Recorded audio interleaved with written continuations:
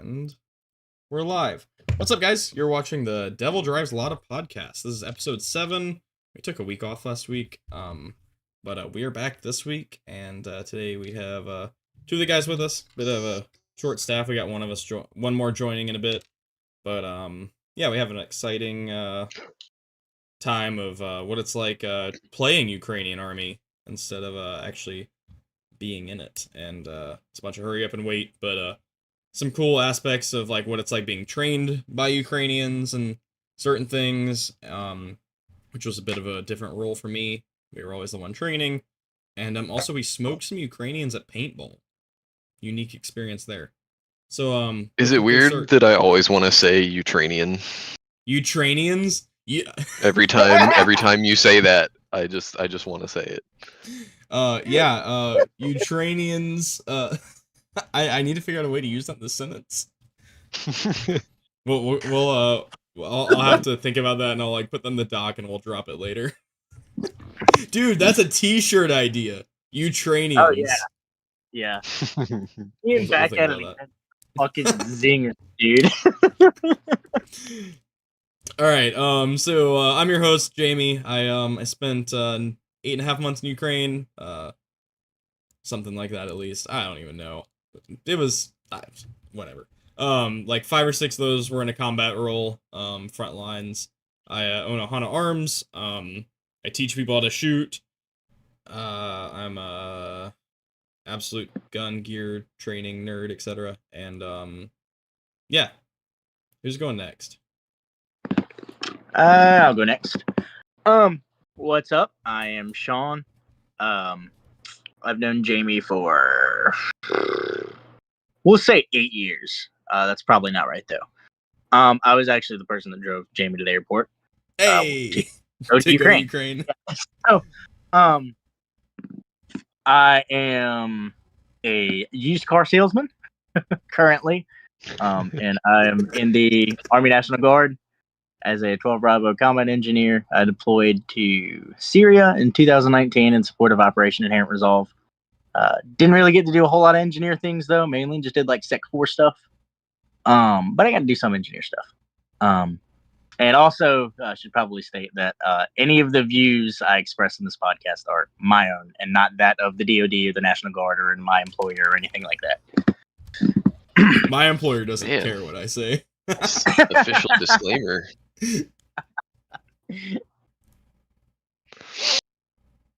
What's up, guys? Sorry. Go ahead. Finish. I thought you were done.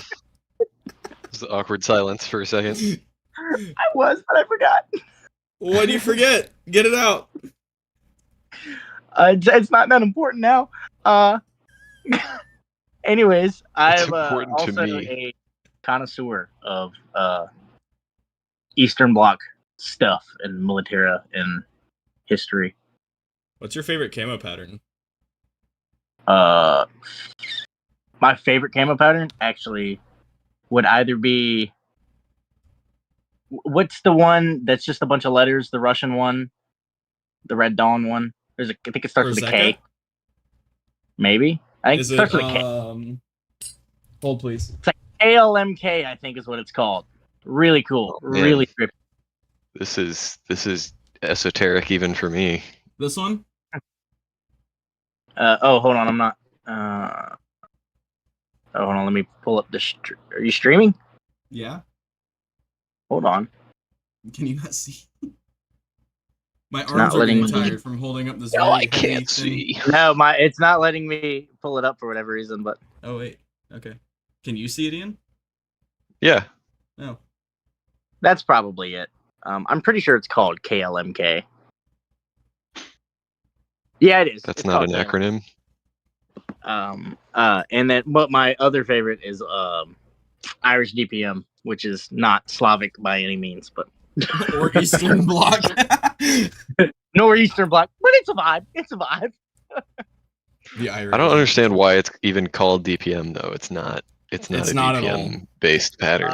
Because the Irish can do whatever the fuck they want. Because they're like, oh yeah, we have a Ministry of Defense. We should just do everything that the UK does. You could argue in some ways better. All right, what's up, Ian? Ian, yeah. I don't know. What's up? Oh, is it my turn? Is it my turn to do an intro now? Are we done? Are you done, Sean? I'm done. I promise. What's up? I'm Ian. I run a company called Operator Supply. We do uniform modifications and some gear mods and stuff like that. I'm just here for the camo nerd talk. Speaking of Yugoslavia. Yeah. Did you see my message earlier about I found a guy that has a Yugoslav yellow branch camo set? Yeah, but you said it was all child soldier sizes? No, he has one set. He has one set in like medium regular, like the Euro equivalent. You know what? Yeah. Put me in contact with that guy. How much do you say? I think he wants 85, but that's not shipped, so I don't know. Oh fuck! That shipping's probably a bit. It's like $20, I think, to ship it. Oh, that's not bad. Because it's coming from the dude is based in Serbia. Like he's in Novi Sad. Yeah. Yeah. Niche Serbian camo patterns are in Serbia. He has so much weird shit, dude. Like he that's the same guy that has like the OP4 DPM stuff and all of that. Oh yeah. That's the blue, right? When the OP4 blue? The OP4 DPM? Yeah. What are you? I want to get that since I can't get Serbian Tiger Stripe. Yeah, that's the one you can only get child sizes, correct? Mm-hmm. Like it's like Euro size 42 and 43, which is the US equivalent of like a 2 extra small.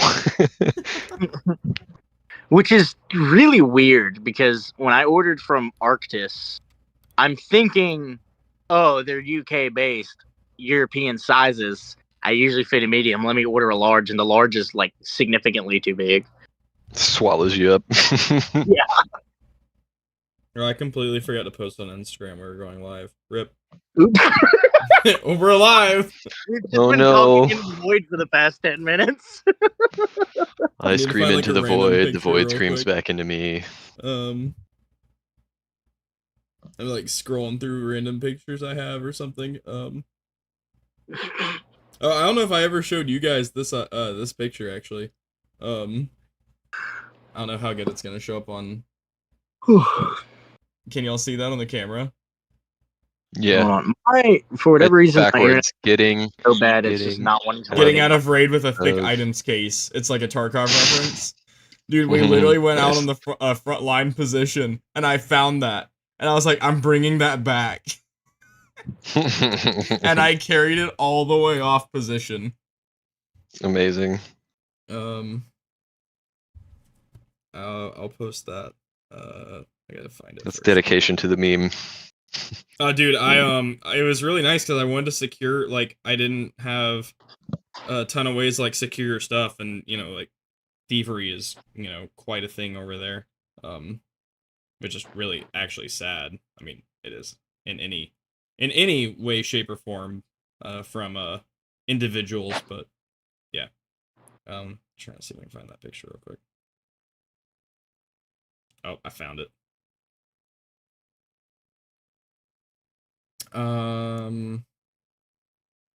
Hold please. Sorry for the wait. What are you waiting for? What are you waiting for? But I guess. But yeah, dude, I have the Omani DPM shirt coming out pretty soon. Oh hell yeah, dude! Oh, that's sick. I was only able to get one, and again in almost a child soldier size. It's like a small long, basically.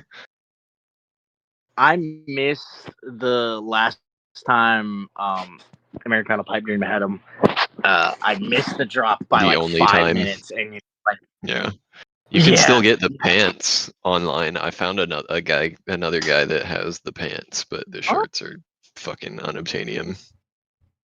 Unobtainium. Yeah. Well, it's like, I use that term earlier today already because I went to the range and I brought the 74. And the guys I was with are like, how are you even getting the ammo for this? I have this 60 rounds and that's it, my guy. It's unobtainium. That is all of it. Oh, fun fact. All of it. We lost That could 4 be subscribers all on left in the YouTube. state. We lost 4 subscribers on YouTube. Yep. Out of how many? 4? Now, 50. which one of us 52. got canceled? Yeah, we had 52, and we're down to Which 48. one of us got canceled? It would probably be Traven, which is really ironic. If I had to Considering- guess, yeah. He's our our diversity manager. Our diversity. Yes, our diversity and inclusion manager is the first one to get canceled. That's how fitting.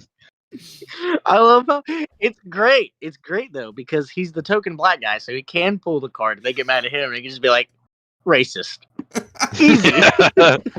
If you say anything, he'd do it too. That's the funniest thing. All right. Finally, all right. I got it posted. Yeah. So last week we talked about last episode. I'm just gonna have to start saying last episode because I get tired or like don't feel great or just don't feel like talking about Ukraine, and I'm like, yeah, well, we're skipping this week. Wasn't it last week though? We didn't have an episode, but we just all got in Discord and hung out for a little bit. That was fun. Yeah, I'm sad I missed that. Yeah, it was me, Zach, and Sean, I think, for a bit. I was playing Tarkov with some other buddies, and we were all just like hanging out talking. So yeah, last episode we talked about training Ukrainians near the Belarus border. We were outside of Chernobyl. The forest caught on fire. The Chernobyl forest caught on fire with radioactive smoke. A house blew up from an electrical fire. And we had a commander. Battlefield meth lab. Ah, yes, the old battlefield meth lab. Yeah, literally, we're sleeping in the middle of the night, and there's guard rotations and stuff, and all I hear is pop, pop, pop, pop, pop, pop, pop, pop, pop, and it's just like like an entire war zone. Grenades are going off, RPGs, and then there's a drone outside my window. Yeah, and you're like, that's not going on my side of the map. Yeah, so literally, it was like a couple hundred meters from us is what it sounded like. Been there, and my guy. At the time, like, I have no weapon. Like, we were instructors, and we had people that were willing to get us weapons. If something were actually popping off, but like I was just laying there. Nobody seemed to be panicking or whatever. It just sounded like an entire war was going on a couple hundred meters away. And then to top it all off, a drone is like hovering over our house and then outside our window. And I was like, oh, like literally like just a couple like that. Yeah, like 20 meters off the ground below tree level or at tree level, you can literally see him hovering out our window, which we had not covered yet because amateur hour. And so I'm like snuggled up against the wall, and I was like, and then one of the guys, Nico, I don't think we've dropped his name. I finally got permission to drop him. It was me, Elon, and Nico. Elon's been on the show before. And Nico, I've mentioned him many times. There's a kind of semi-viral picture of Nico and I sitting in the back of a Volkswagen van in full kit with AKs driving around Kyiv. Yeah. The Spirit of Systems picture, and like Jump Out Boys and a bunch of people posted. That's Nico and I.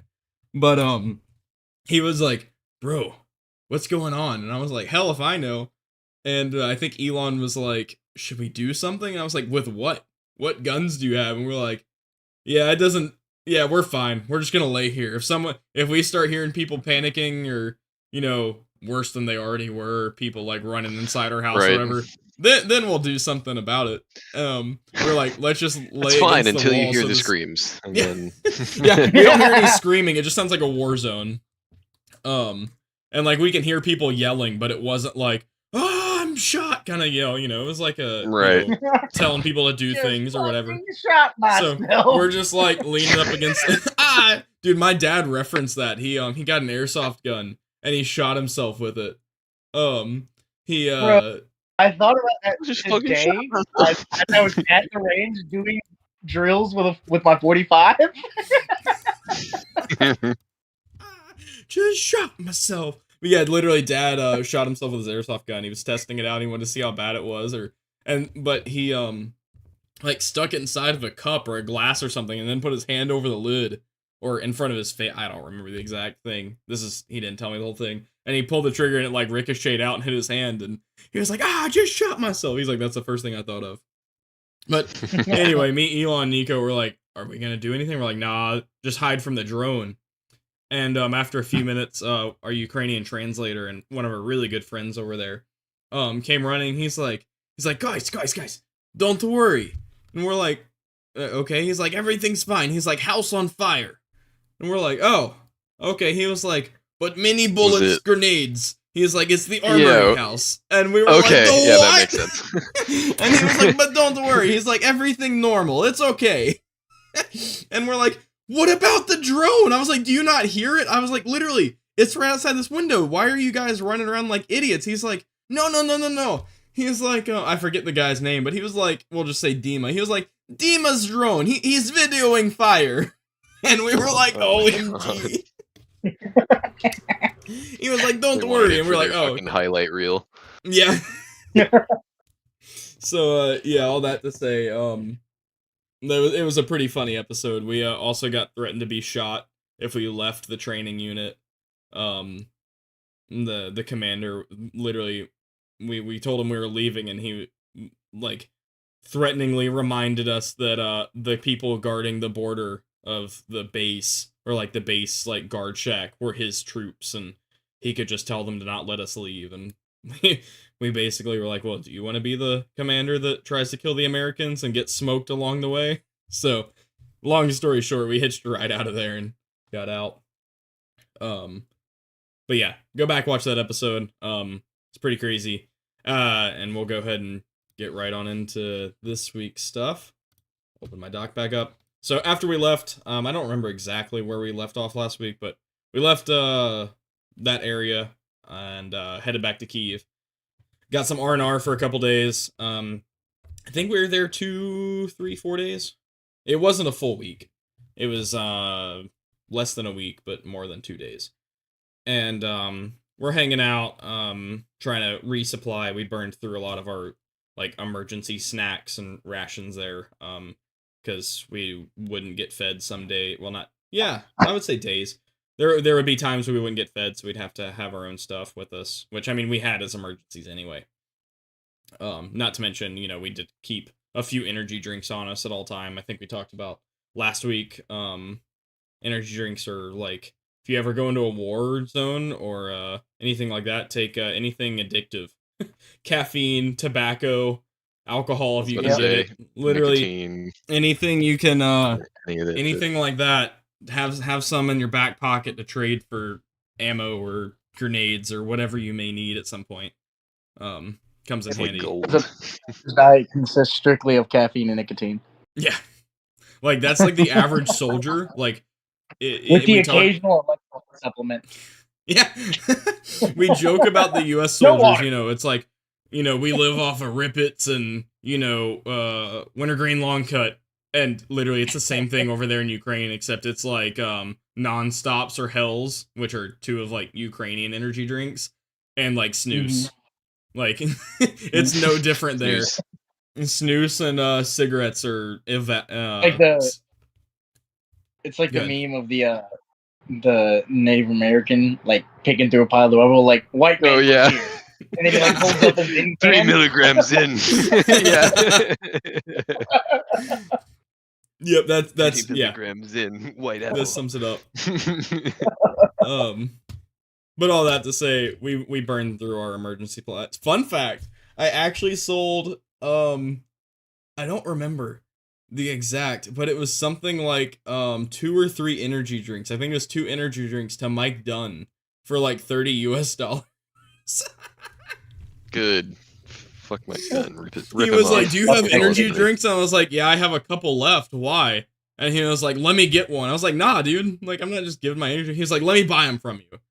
And I was like, I don't know, dude. I was like, I don't know the next time. Like, at this point, we didn't know when we were going to be able to leave that area and get back to a city that had energy drinks. It's like, nah, dude. I only got like 3 or 4 left. I was like, I don't know. I think I brought like 6, and at that point, I was trying to wean myself off of caffeine, and had been trying to, because in combat, especially in something like Ukraine, where you don't have great supply lines, much less for like commodity items, you really don't want any addictions. Unnecessary. Like, yeah, you might get cigarettes on occasion. You know, the command struck. You might have a good command, and they're able to get you some cigs or stuff like. But you really don't want to have any addictions going into a war or a battlefield. Well, that's one of the reasons why the U.S. makes sure there's rippets. Yeah. In every theater of combat. Yeah, they try their best, and they're aware. The Ukrainians did try. Like, I remember on occasion, we would get like a donation, or maybe not even necessarily a donation, but our command structure would, run into town and try and get like a carton of cigarettes, for the squad or per squad to split, or something like they did try. But money's in short supply, supplies are in short supply. You could never be guaranteed, like, realistically, that you're supplied more than just the bare minimum of some food and water. And I mean, there would be times where that's a struggle, and God forbid, hopefully you brought your own.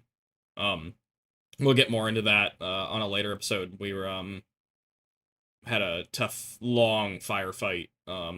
Really, I would even say it was in a way like a 2-day firefight. And food was in no supply. We were told it was going to be a 6-hour fight, or a 6-hour assault.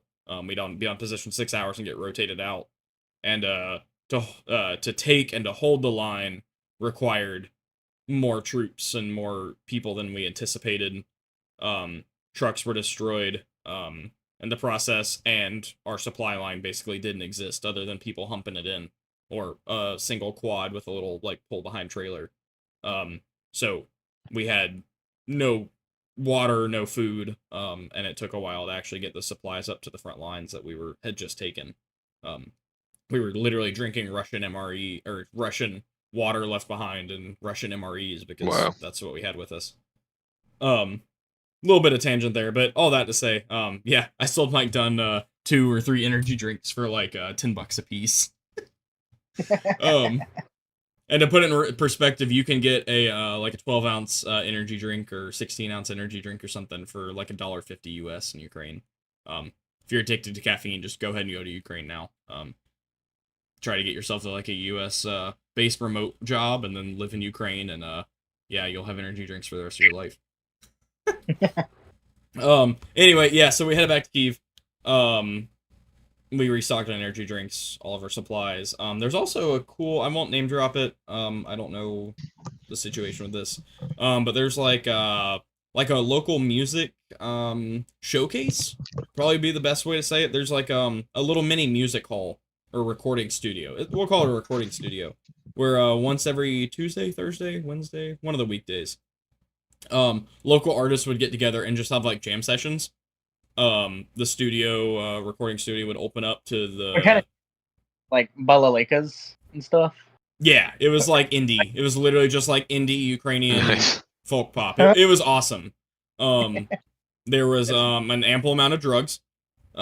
It was they had like people but it was a very like caring atmosphere. Like, it was quite literally like an indie feel. Like, people like genuinely cared about each other. People were taking care of each other.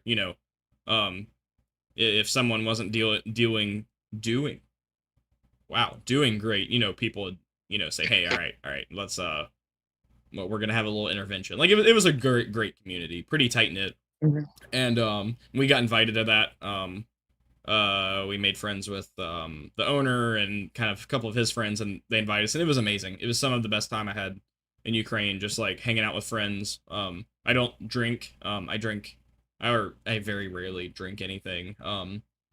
But I would just literally be like hanging out, listen to some awesome like indie music, and just like sipping on a Coke in a corner while everyone just hangs out, has a good time. But we did that. It was we'd gone a few times before we went to the Belarus border, just hanging out with friends. And then when we went to Belarus, obviously we didn't get a chance to go for a little while. Then went one last time when we got back from the Belarus border in Kyiv. So that was cool. And then just kind of hung out with friends. I mean, quite literally just got some R&R. We got some rest. We re-upped on our supplies and washed our clothes. Like, it's crazy just what things we take for granted in our like own personal lives of 9 to 5 jobs, and even just like the logistics of having a first world military, of like, hey, getting clothes washed, like that can be like a large ordeal of, or not possible. There might not be enough water, or there might not be soap, there might not be this or that, or you might only be able to bring one pair of clothes because of vehicle restrictions of how much you can take with you, like things like that we really take for granted. So we were able to get like our clothes washed, stuff like that. And at one of the previous music meetings I met, he has a public Instagram, I think. I won't name drop him. I met an American on yeah, on one of the FOG pages, Forward Observation Group pages, like buy sell trade groups on Facebook. And I I really wanted a Pata hat, the like the forward Patagonia hats, and because I knew they exist in Ukraine, I'd seen some, and I forget the situation, but anyway, I think I needed a new hat. Mine was falling apart, and I was like, hey, any chance I could, does anyone happen to be in Ukraine or can ship to Ukraine or something? I really need a Pata hat. And one of the guys DM me, he's like, dude, I'm in Kyiv right now. He's like, I don't have a Pata hat, but he's like, I'd love to patch swap with you and meet up. He's like, maybe we can figure out, help each other out. He was helping teach TCCC classes to Ukrainians, which I think we touched about in one of the earlier episodes, about how many of the Ukrainians knew little to no TCCC, despite being frontline combatants, or even having IFACs. Many of them didn't even have IFACs. So this individual was helping train and equip Ukrainians in medical supplies. And so I invited him out to the music night when we got back from, or I guess this was before Belarus. I invited him out. And anyway, he gave me a fog patch, and I gave him one of my patches. I think it was an Ohana Arms patch, the Ukrainian colored one, one on my plate carrier back there.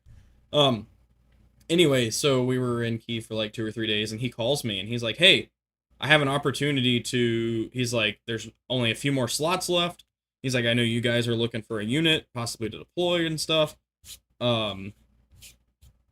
He was like, do you want to go? He's like, we have literally, you have to commit basically right now. I was like, I'm not down for committing to things I don't know much about, but I'll get back to you. Do you have any like information on this group or whatever?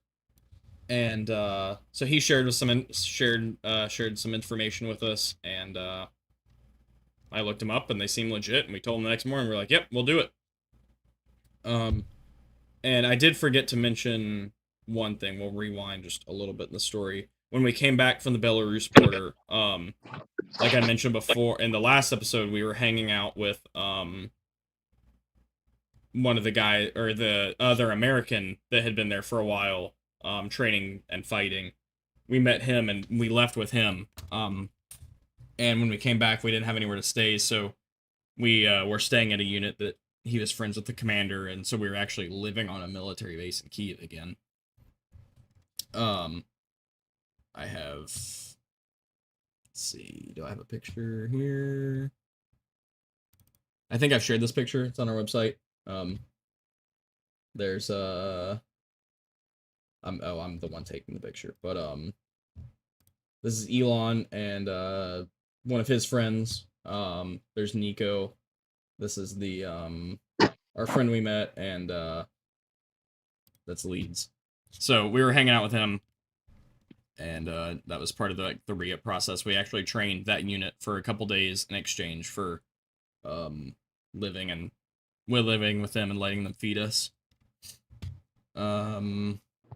Oh, also, while we were in Kyiv, I found this for whoever plays Tarkov. This is a Tetris game. Very similar or identical to the ones at Tarkov, just different color. Thought that was really cool. Took a picture of that. So, anyway, pretty immediately we committed to going down to Dnipro to go with this unit that he let us know about. So we immediately booked train tickets and hopped on a train with all of our stuff. We had so much stuff. So these are sleeper train cars. Oh wait, y'all can't see this. Hold on. Share your screen. Screen 2. There you go. Now y'all can see it also.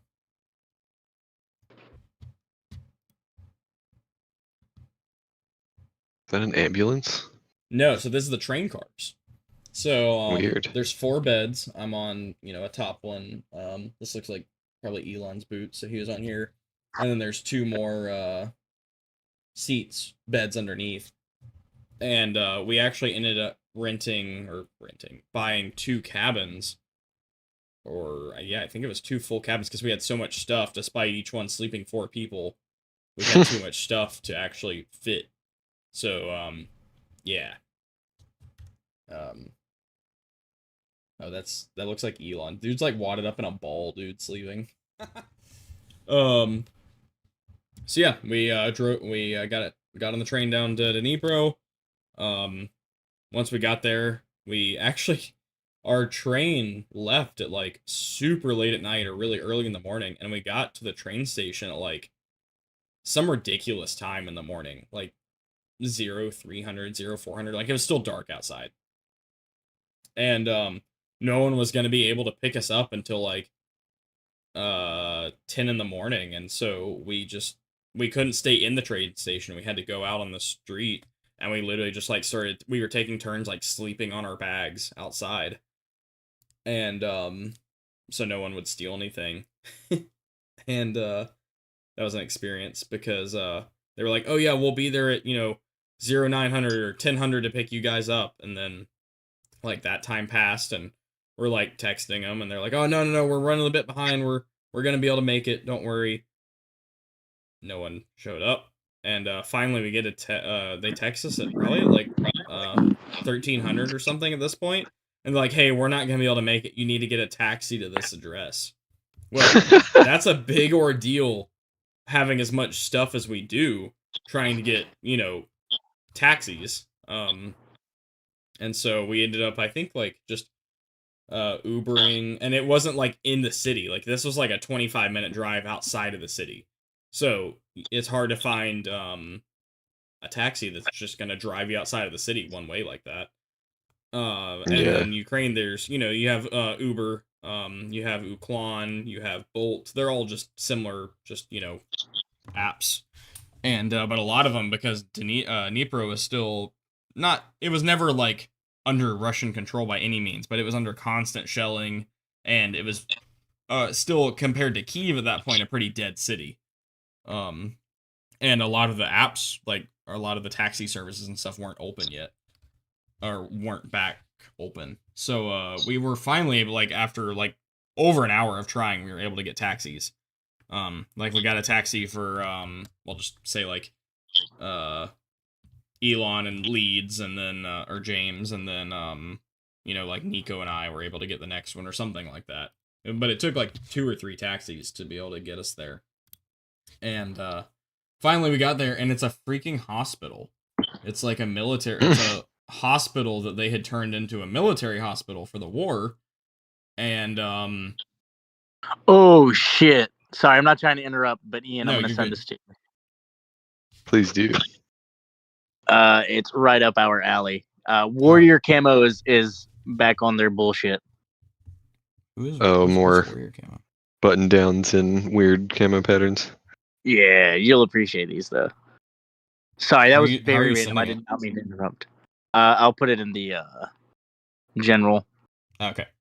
But yeah, so it's a hospital, and that was odd. Like, it was a hospital, they turned military hospital, and then that's where our like team was based out of at one point, and still somewhat currently. We were like, That seems not Yeah. quite right. no. That's something I think we talked about in episode 2 or 3. I think it was 3, where like by no means is Ukraine some, it should be held up on some pedestal for, having perfect Ooh. morals or anything. Because, that's not that's not the coolest thing ever. As it turns out, though, the only people that were a part of our new team that were at the hospital were sick, like actually sick. Like one of them had like the flu, and the other like they weren't doing running high temp fevers and stuff like that. And we're like, oh hi, it's nice to meet you. You're dead to the Was world, it, but I'm so and so. Was COVID a problem over there? No. Yeah, I was about to say, it sounded like not they had really. the Rona. It very well could have been COVID. Like, I mean, that was not a super thing over there like it was in the States. That was something that was an issue, but nothing like it was here. But yeah, the dude was like dead to the world. A couple of the guys were. So we met some of our new team, and introduced ourselves. Ended up getting all of our luggage inside. The taxi drivers got lost getting to the hospital because they were confused that we were getting taken to a hospital. But it was kind of just a mess. And then essentially it was like the same thing at the train stations. Hey, we'll get you guys eventually. We're like, cool. At some point today. Great. Finally, after like 3 hours of being there, they showed up and picked us up. And they tell us to fall in. And we're like, the hell? You like fall in? They're like, yeah, fall in. Like, who do you think we are? Like, what kind of like I'm trying to play army is this? And they're like, yeah, get in formation. So like we get in a formation, a line formation, and this guy Ghost was like, tell me your names, what you did, basically, telling us to give it verbally tell him our resumes, which we'd already kind of sent into the team to get approved. Right.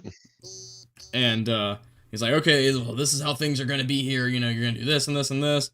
We're like, well, this is very interesting. We'll see how it goes. So there's me, Elon, Leeds, or James, and Nico with all of our stuff, which, need I remind you, we rented 2 train cars, or not cars, 2 rooms on the train for, and then all of our stuff, and then several of the guys from the hospital that were better now, or were getting better, were also being taken to the new base. So it was like 7 or 8 of us in this 15-passenger van that was already full and had about room for 3 of us. And maybe those 3 people's stuff. So we loaded all of our stuff up in there, played Tetris, figuring out how we're going to lay in there, and then got taken like an hour and a half to the new base. Ian, I'm finding more. I'm just going to keep sending them. I was like laying on top of my Pelican case in the back of this van. We were all like laying on top of our stuff, piled in there, couldn't move. I literally had to get pulled out of the back of the van by my feet because that's the only like thing exposed.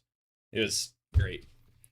So we get there, we have to once again fall in, do all this like formal army BS of, it'd be one thing like we've said before, I went to a military college. I got drilled. We had formations, I know the drills. And it'd be one thing if, we were formal army, but this was like an informal army trying to be formal. And it was just kind of a stark contrast compared to how everything else had been in Ukraine. Especially as instructors, like we were, typically not falling in with, if our unit would fall in, we're typically staying on the side. We're the ones critiquing, we're the ones teaching, stuff like that. So this was like very, it went from us, doing our own thing to this is how you have to stand. This is how you have to walk. You got to march places. It was ridiculous. So, we get there, we fall in, whatever. We get told how things are going to work. They show us to our rooms. It's like this dorm. I don't remember exactly what it was used for, but essentially it was like for I think it was like a private school teacher's dorm. So like that's where they'd stay. So I mean it wasn't disgusting. Like, it was decently nice for Ukraine. It was, for the first time ever we had like our own rooms per se. Like there were 4 to a room. So it was us 4, my per team. se. And we had enough room for a gear. We had real beds, like actual beds with sheets on them. Hey, that's a lot to ask. Like it was honestly one of those things where like, for the first time in a while, because originally we had our kind of luxury apartment, but since then, like we didn't always have beds. Like I slept on the floor for weeks at that point. It was very nice. So then we kind of start going through the motions. We wake up the next day. our beds are expected to be made. We have morning formation, where it's like we're briefed for the morning. We got to get up early. At 06 to start our day, fall in, get briefed, get 45 minutes for breakfast, then we go to a military base and do PT. It was just a stark contrast. The base was in Dnipro, on the Dnipro River. Oh, I don't know how much of this I can still say. I don't want to be calling in a cruise missile to this site. I put all this in the notes and then didn't realize that there's a solid chance that this could still be being used. It was on the Dnipro River. Our base. It was the unit that we would be attached to. It was an intelligence unit. I still have the patch on the wall, I think. Yeah.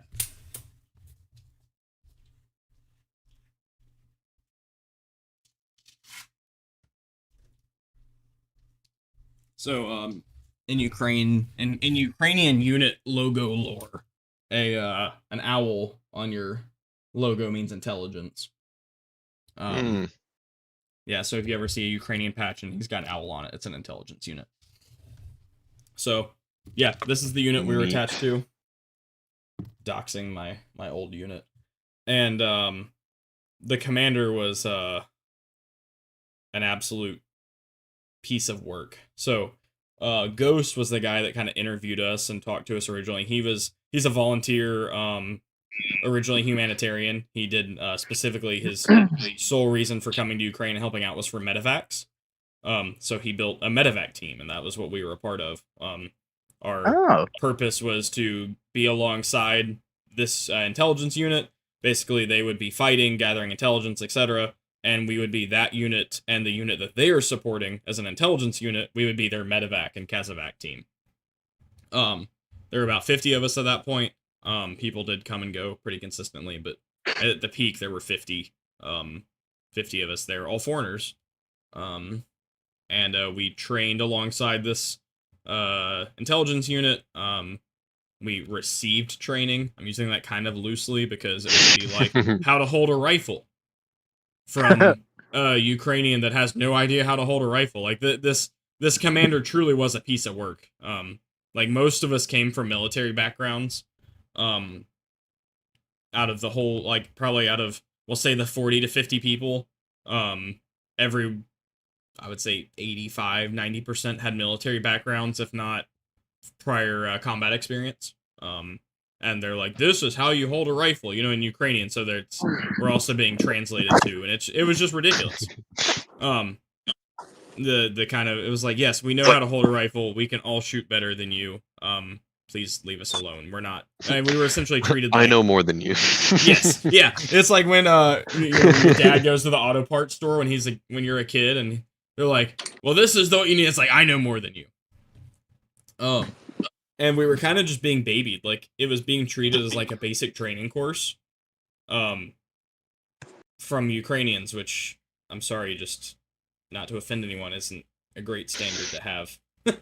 Ukrainians. Ukrainians! So we were receiving training, and then, we started, kind of pushing back a bit of saying, hey, this is really unnecessary.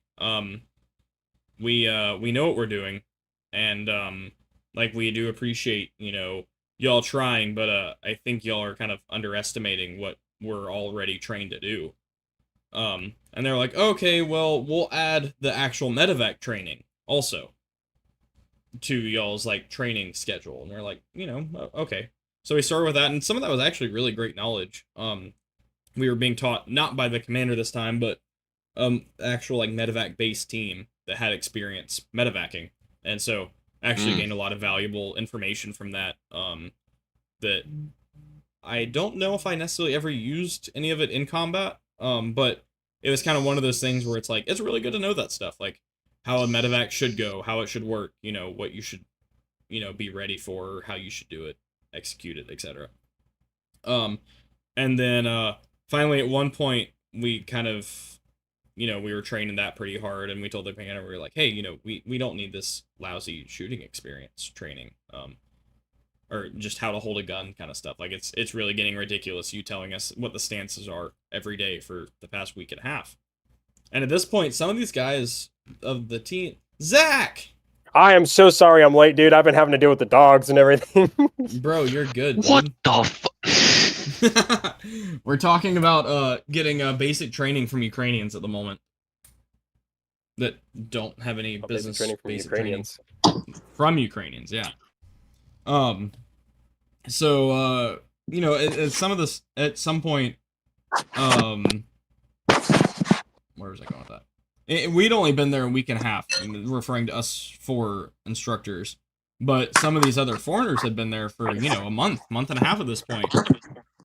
And us 4 were already tired of this, like a weekend of, you know, getting up early. I mean, it's not the fact that we're tired of getting up early, but it's like being treated as actual children.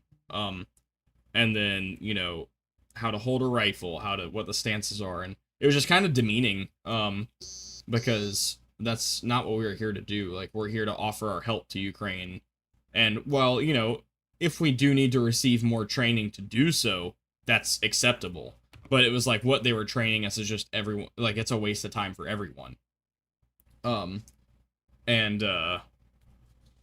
show you guys. Oh, I don't know if I should show pictures of this area or not. We'll abstain from showing those.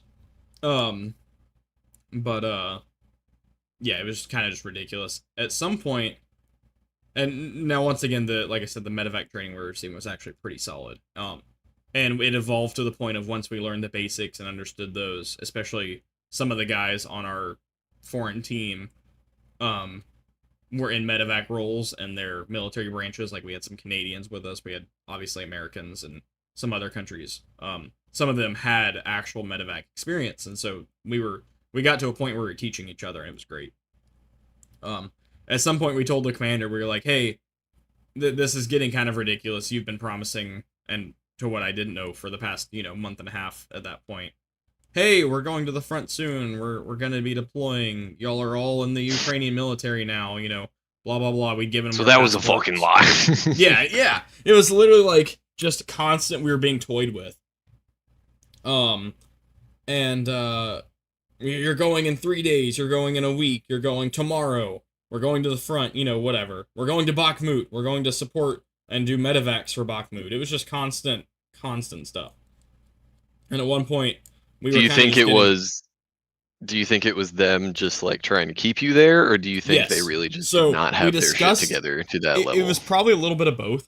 The commander himself, the intelligence unit commander, we believe there was probably some deception going on there. We don't know to like what level. His commander or his commander's command, some point in the chain of command got arrested for like fraud. And that was one of the things that like set our unit back. Like, once we get a new commander, you know, once we get logistics refigured out, we'll get you guys to the front, kind of thing. So I don't know exactly where the issue was. We did have a theory. So technically, foreign units were getting funding. I mean, foreign units, Ukrainian units were getting funding for having a foreigner with them, or a foreign unit or attachment to them. That money was given by the Ukrainian government to the units that were doing that, specifically for supplies and equipment for the foreigners. So they were just trying to keep you there so they could keep the we believe, paychecks coming. Because they asked for a passport, you know, for background check for SBU to run, which is Ukrainian actual intelligence. Like, that's the equivalent of like their military intelligence unit of, like, DHS. Yeah. You know, so we were giving them our passports for background checks and to make sure we're good, and, you know, once everyone was good, well, then we'd go. So we don't know necessarily where the corruption was. Our commander, which most of us disliked, due to just his attitude towards us, and we always felt like he was just kind of toying with us. He may have very well been the one pocketing money. He may have not been pocketing money and had wholesome intentions the whole time, and it was his commander pocketing money. We don't know exactly. And you probably never will. No, we never will. But it was just all a weird situation of just, we felt like we were being stalled. And it was, like I said, we'd only been there a week. I think in total we were there for us 4 OG instructors were there for maybe 2.5, 3 weeks. Probably it was no more than a month tops. I think it was about 3 weeks total. So by the time we were there a week and a half, we were already getting tired of this BS. And at that point, foreigners had already been in this volunteer MEDVAC team for a month and a half in some cases. So you can see like the decline of like trust throughout our time there. Like when we got there, most people were pretty high spirited. Like, hey, once we finish training, we're deploying soon. And then kind of when things started to set in of them being there for a month and a half, it's like, maybe we're not going anywhere. Maybe they're just toying with us. So when we first got there was over 40 people, I think, in the volunteer unit, like that was detached to the intelligence unit. And it whittled down by the time we finally actually left and like went and actually got in a unit after we left that. It was down to like 15 to 20. I think it was 21, 22, somewhere in there. What the fuck is this? So people were continually just saying, hey, I'm done with this. But at one point we told the commander, we were like, hey, we're done doing this basic training crap. Like, we'll still show up to your formations, we'll train MEDVAC stuff, but we're done being taught how to hold a rifle. This is stuff that we've been training and teaching for, and many of the guys that showed up had been instructors in Ukraine for weeks or months already at that point, like us 4. And we're like, this is what we're teaching Ukrainians to do. We don't need to, you're wasting our time. And we're tired of it. And his like, what would it be called? His, I don't know, his like test for us was like, okay, we're going to have a paintball game. And if y'all are able to pull off a win and like prove to me that, you're pretty, you're as good as you say you are, that you can hold your own, we'll stop that BS. And we're like, that sounds great to us. So got some pictures here. So we go to this, it was a former, it was at a dam, this abandoned facility here. And, it was like the former, like, dam maintenance area and, like, management admin stuff of basically control of the dam. And it was like this big compound. It was probably, geez. I probably still have the ATAC map saved. But, probably like 200 meter, no. It was probably like 500-600 meters by 500-600 meters square. It was huge. And, the commander... Just like a single building? No, it was like a compound, like a walled compound. It probably had a 6-foot tall wall or fence around the whole thing with multiple entrances.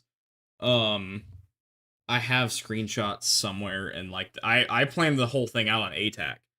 And our objective was, hey, hold this position for as long as possible, and we'll see how you guys do.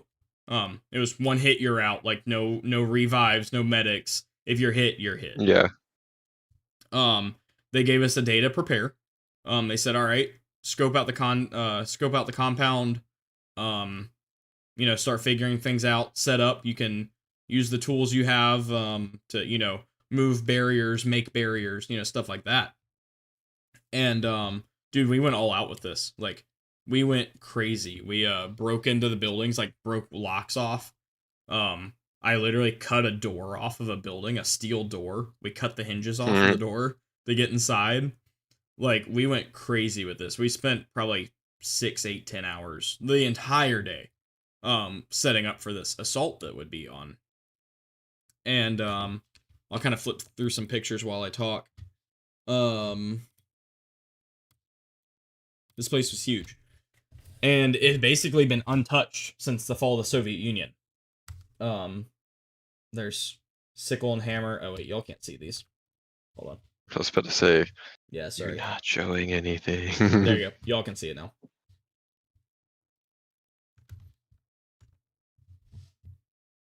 I would have made the joke that is like, oh, am I not communist to see this? You're showing the Discord screen. Yep, I know. No, there you go. So, us going to OBS for a minute. So here's some pictures of the compound. We'll flip through those.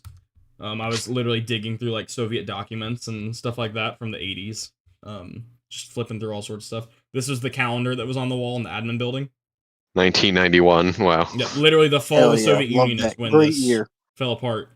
We're just gonna kind of flip through these pictures. I was getting guys up on roofs. I was one of the main strategic planners for the defense of this compound. Some pictures around it. We had to anticipate their entry points, like which gates they would use, would they try to get over the fence, like boost themselves over the fence.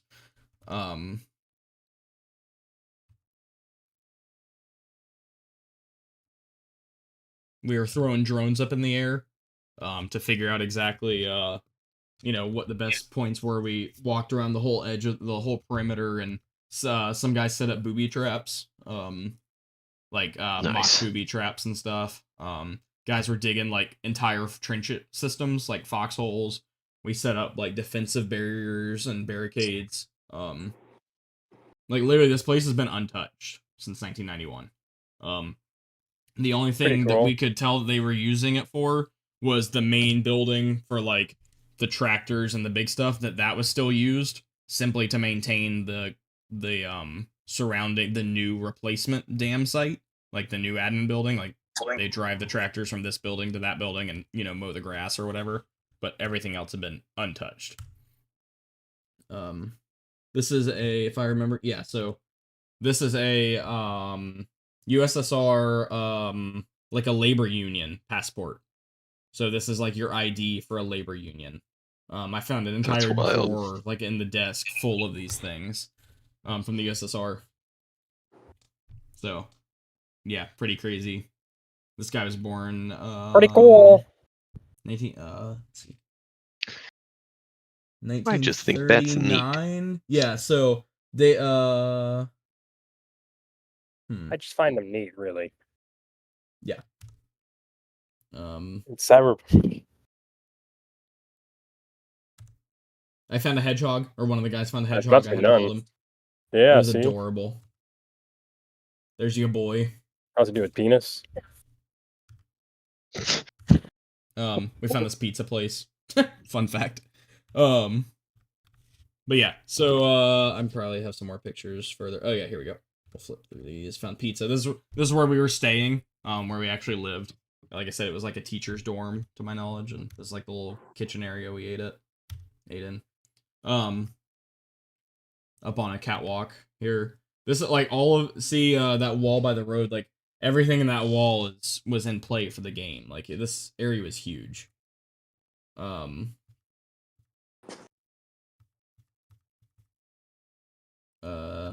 That's so now we're fast forwarding. This is where I actually got hit for the first time.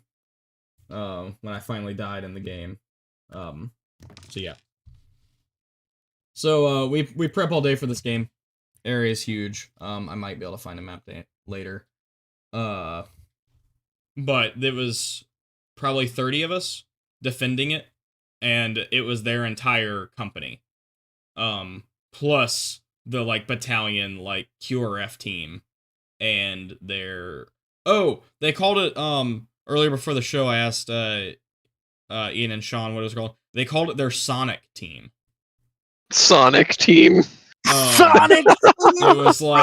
It was like their elite QRF team for like the brigade. It was basically like this term gets used a lot in Ukraine, but like their special forces door kickers. Was backup team the Tails team?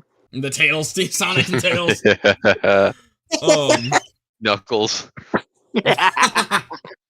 But so we were. It was basically 30 of us versus 150 probably of them. Oh my maybe God. more. And we were the defense, so and we had an entire day to prepare, so we were dug in. But it was like if you're out of ammo, you're out of ammo. If you get hit, you're dead. Like it's very cut and dry. It's not like a modern airsoft game where it's like you get real rules. Yeah. Yeah. You get a 5-second revive, and every 15 minutes one person can walk back to their car to refill ammunition for the It's very cut and dry. So we get started, and the best way I can describe how the day would go is here I'll reenact it. In fact, I'll even show you the picture here. So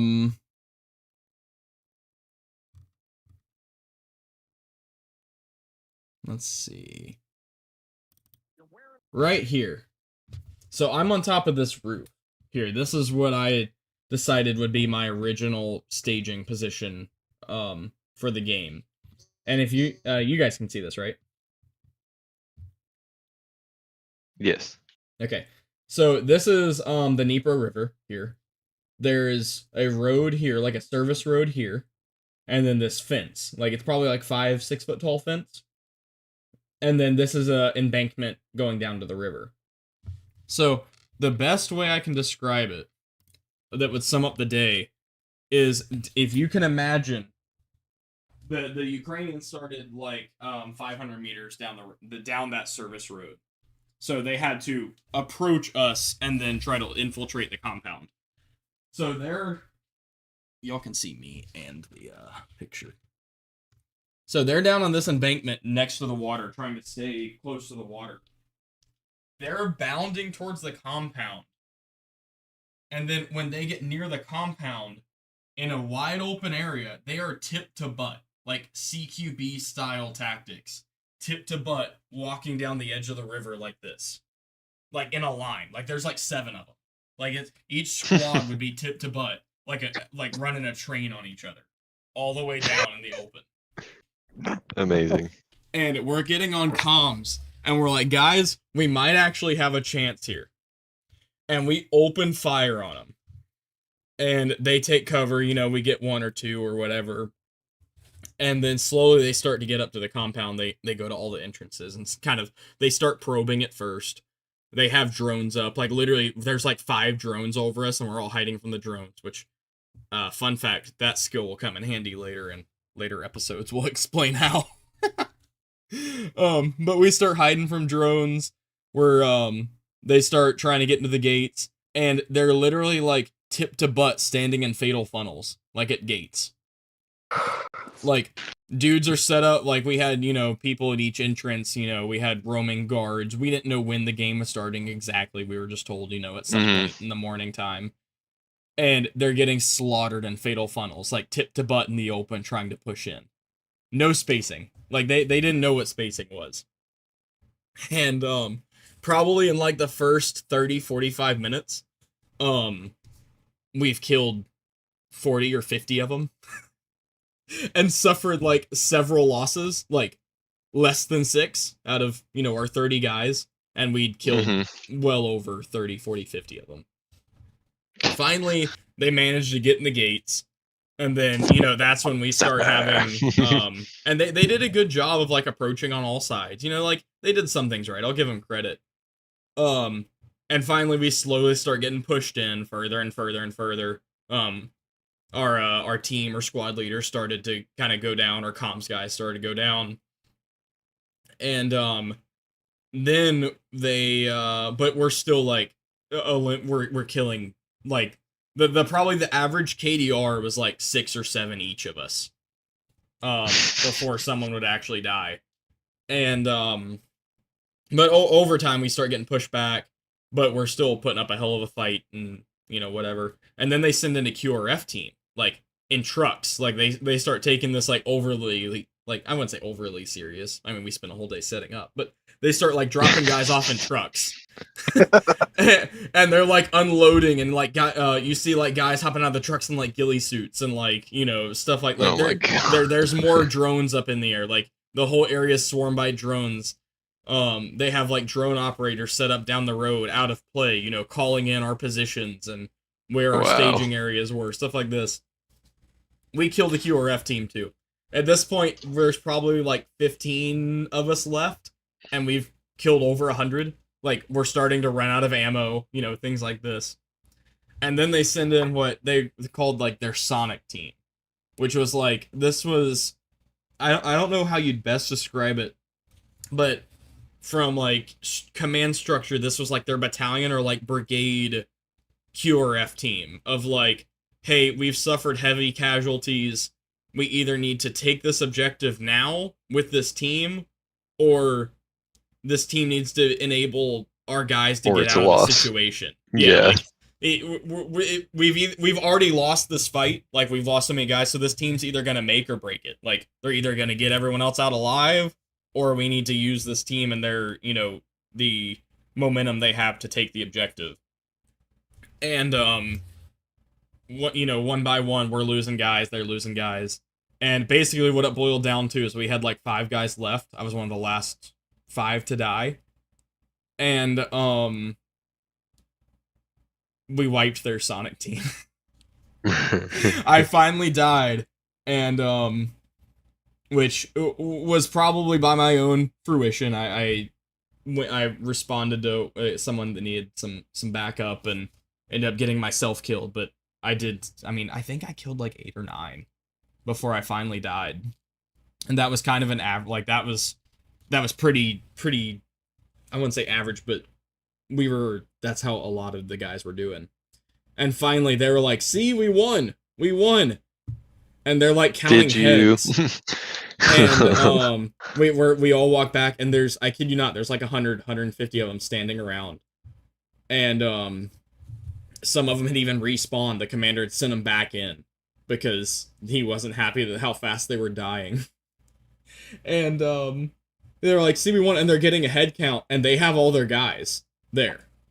And they thought that me and one of the other guys that died right after me walked back as like some of the last survivors.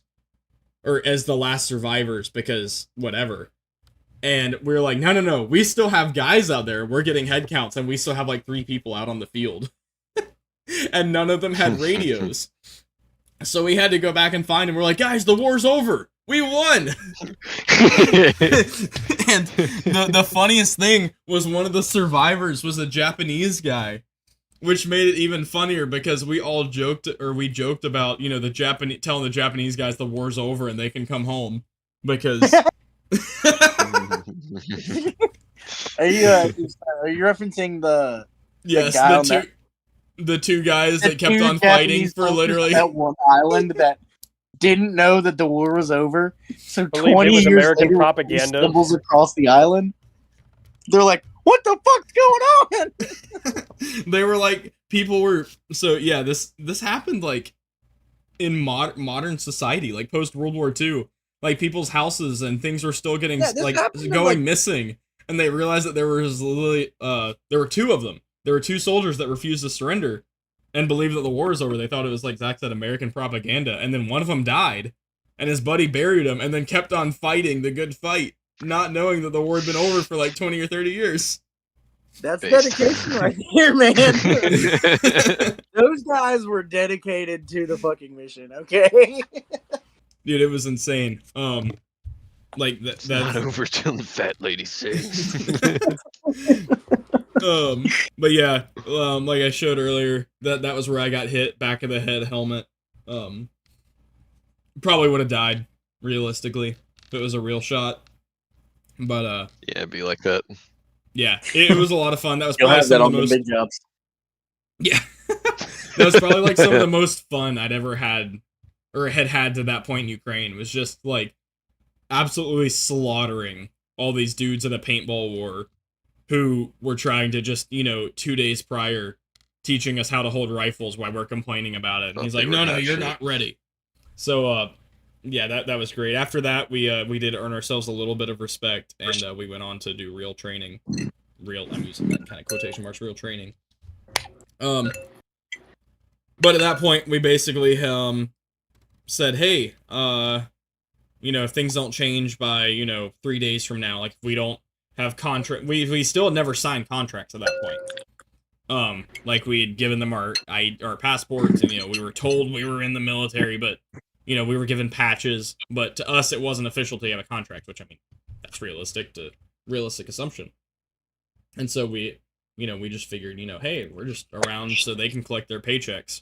So we gave them like a 3-day. We're like, hey, if this doesn't happen, we're gone. Well, like 3 days after that, nothing happened. We were gone.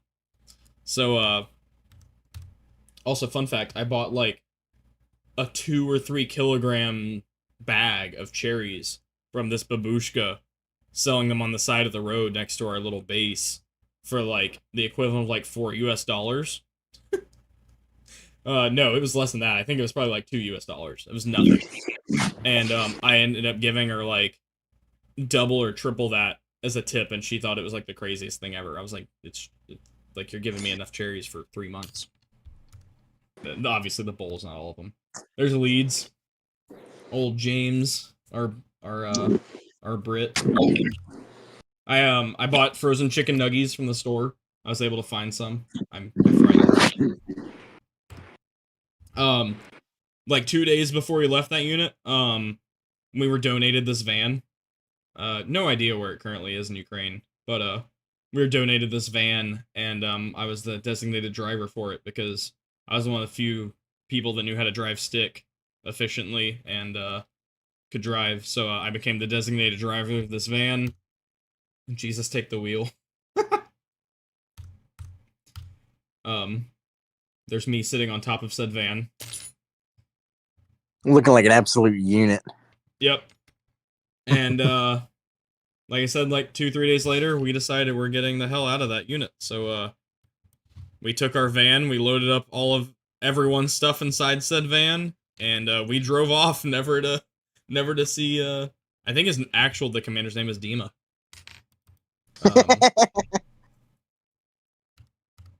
Fun fact about this guy on the right, his name was Daryl. Was it Daryl? I think it was Daryl.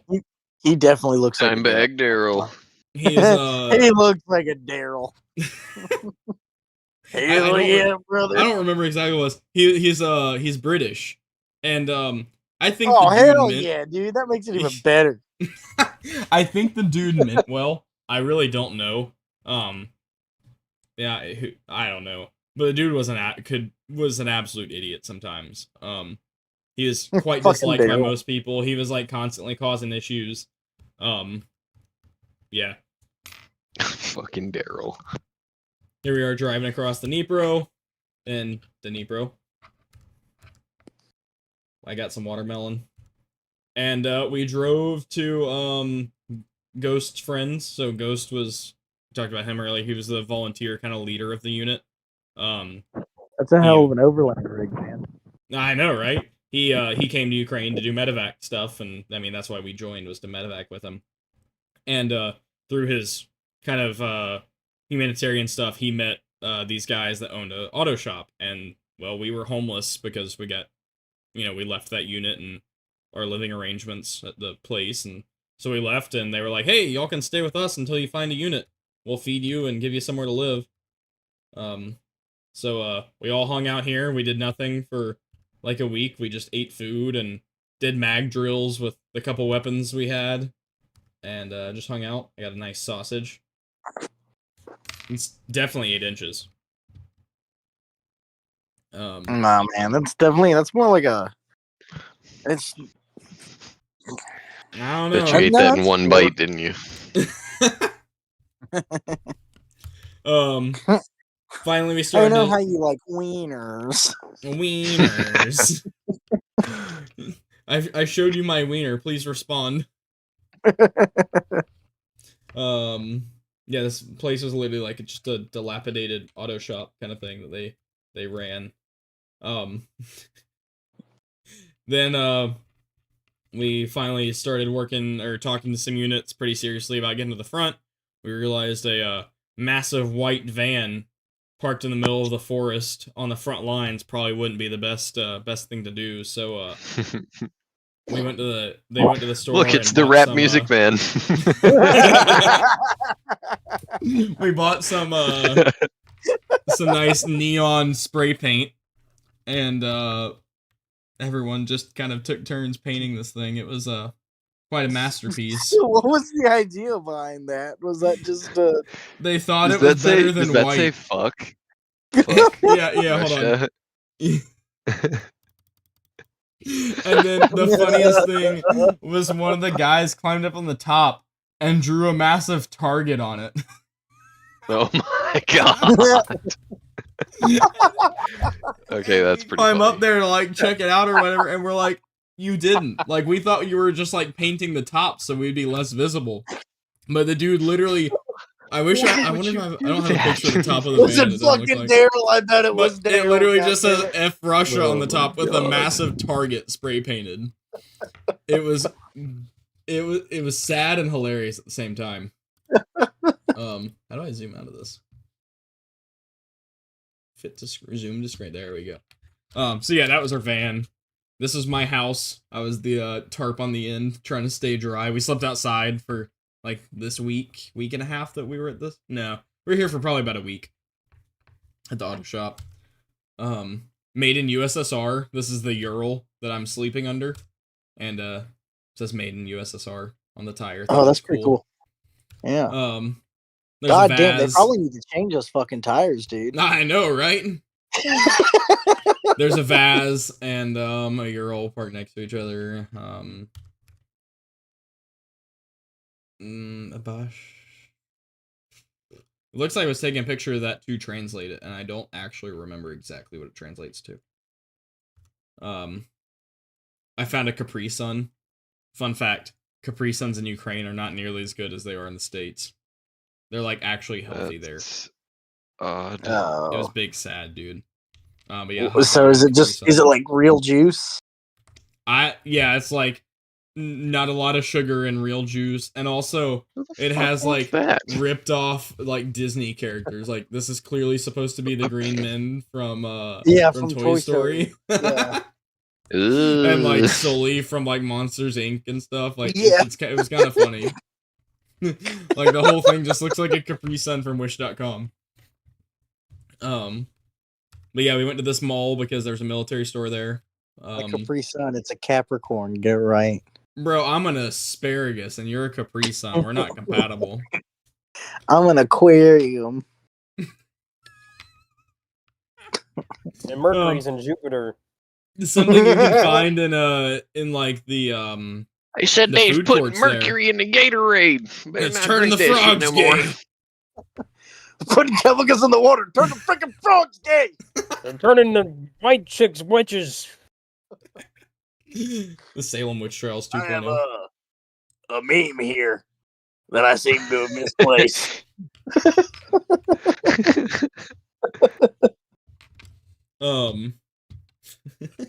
A meme. So Maybe. yep.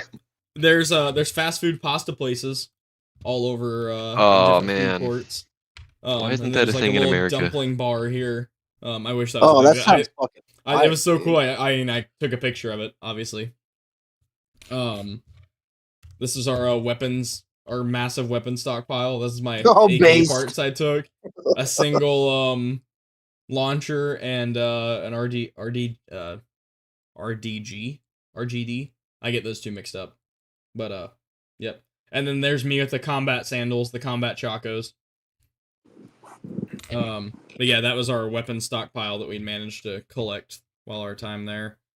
I got my nice Spirit of Systems and AK Peasants Nalgene on the VAT or on the Ural.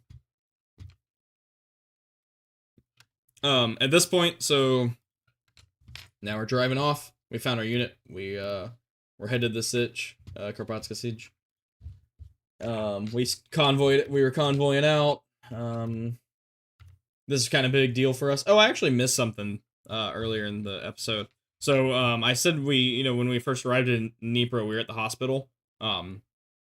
Something kind of not game changing, but something very impactful when we first got there was as we were leaving the hospital to go to the quote new base, like where we were staying, a bus pulled up, full with like just left the field hospital soldiers, and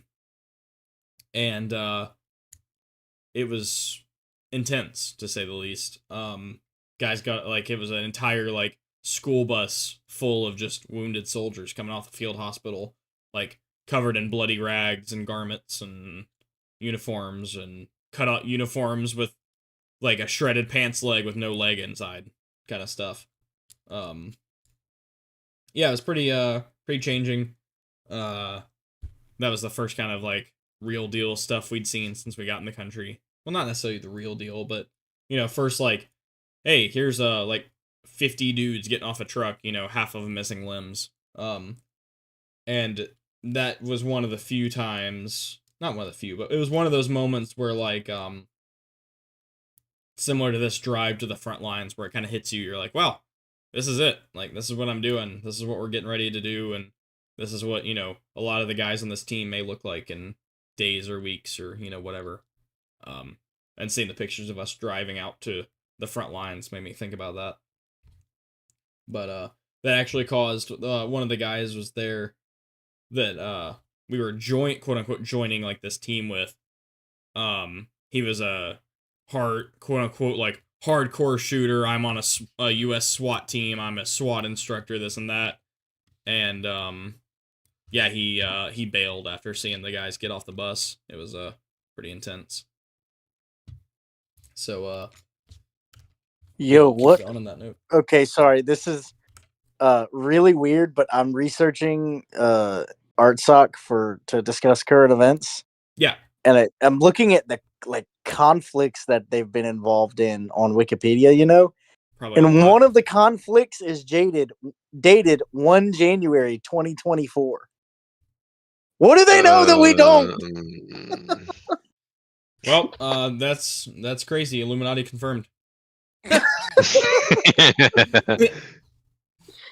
That's ridiculous. Well, I mean, I guess we'll find out when somebody mark that on their calendar, and we'll come back to that, like, that week's episode. The fog is coming. What was the meme? It's like, what's this? Oh, that's Europe being nuked in like some date, that's, like, a couple weeks from now.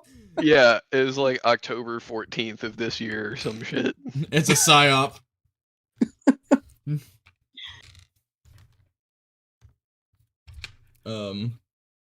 Dude, I'm low-key gonna make myself a note, and we're gonna come back to that, like, episode 69 of January 2024, and we're gonna be like, remember in episode 7 when when the world was supposed to end? On January 1st, 2024. Just the fact that it's January 2. 1st, too. Yeah. Oh, I think I know one of why. living in a doomed world. Because that was the deadline they were given by Azerbaijan to dissolve. Okay, never mind. That makes sense now. Oh, well, that's a lot less entertaining now. Yeah, it's a lot less cooler than I thought it was going to be. Never mind. Rip. All right, well, Sorry Did to you guys get see the fucking Elder Scrolls meme about Prigozhin when he got shot down? No. Wait, no, which one?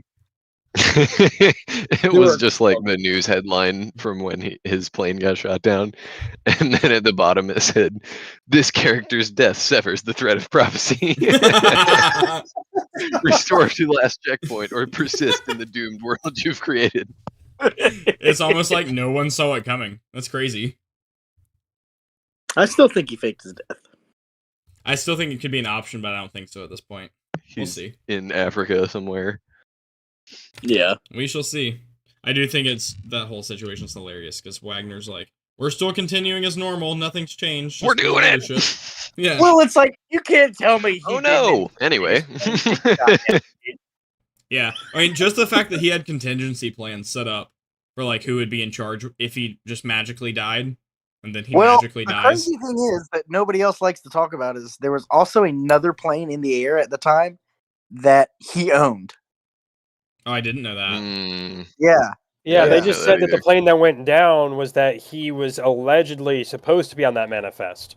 It wasn't a matter of like they found his body or nothing. It was just that he had And two it's planes that took off. nobody's said and they that one was the found one he his was supposed to body be or on. found any Well, kind of the DNA. Russian state media said that they confirmed it with DNA testing. That is what- Okay, yeah. well, I'll believe it when That's somebody Russian else state media. Yeah, says it. exactly.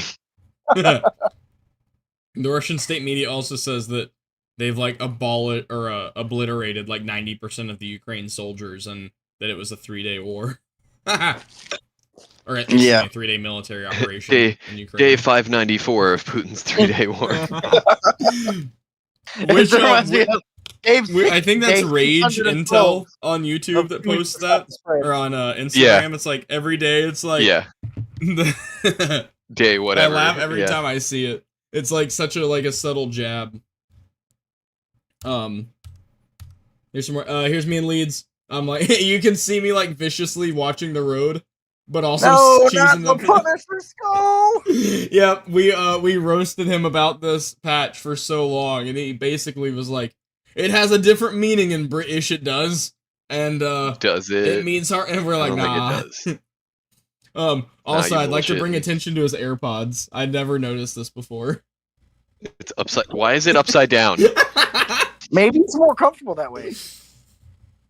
This is also my Oh, plate really? carrier sagging in the front, but I think it's just because the Wait, way I'm is he sitting. in the server? Is he in the what? In this server. No. There was one. A couple James of is them were not. Elon Okay. is. Yeah, okay, that's the one I'm thinking of. And he's our resident half black homie that the Ukrainians thought was crazy. Like they're like, what? They like in all seriousness, like in a very non-racist way. Like so many, there's not a I've never large seen portion a black person of before. black people in Ukraine, and so Yeah. a lot of them, it was quite literally their first time seeing a black guy in Ukraine, and they're like, "What is this?" Like we're confusion. Look, Why it are is you like here? the American rappers. And yeah, and literally, there. I mean, I'm by no means like once again, we've already said this once this episode. Ukraine is not. I've never put Ukraine on some moral pedestal before, but there were legitimately. I remember specifically like one or two people that was like, "Why would a black guy come to Ukraine to help Ukraine fight? We don't like black people." It's like, oh jeez.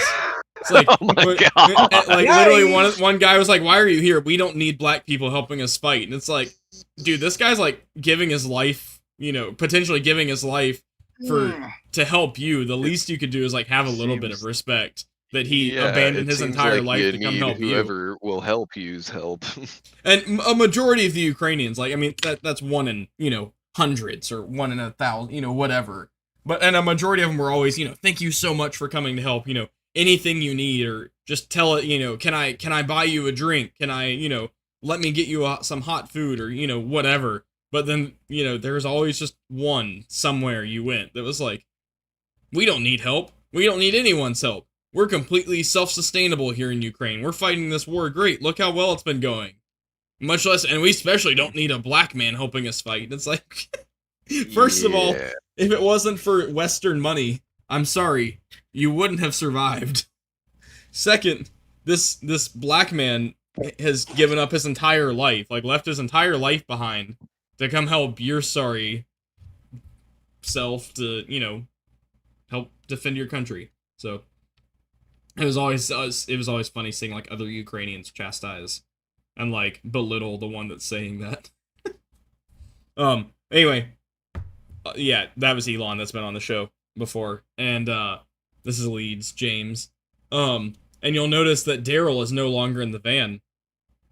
The dude enjoyed his alcohol a lot and started fights and threw knives at people, and then got his dick beat in. Threw knives at Oh people? yeah, he threw a knife. So one of the guys, How fucking British. yeah.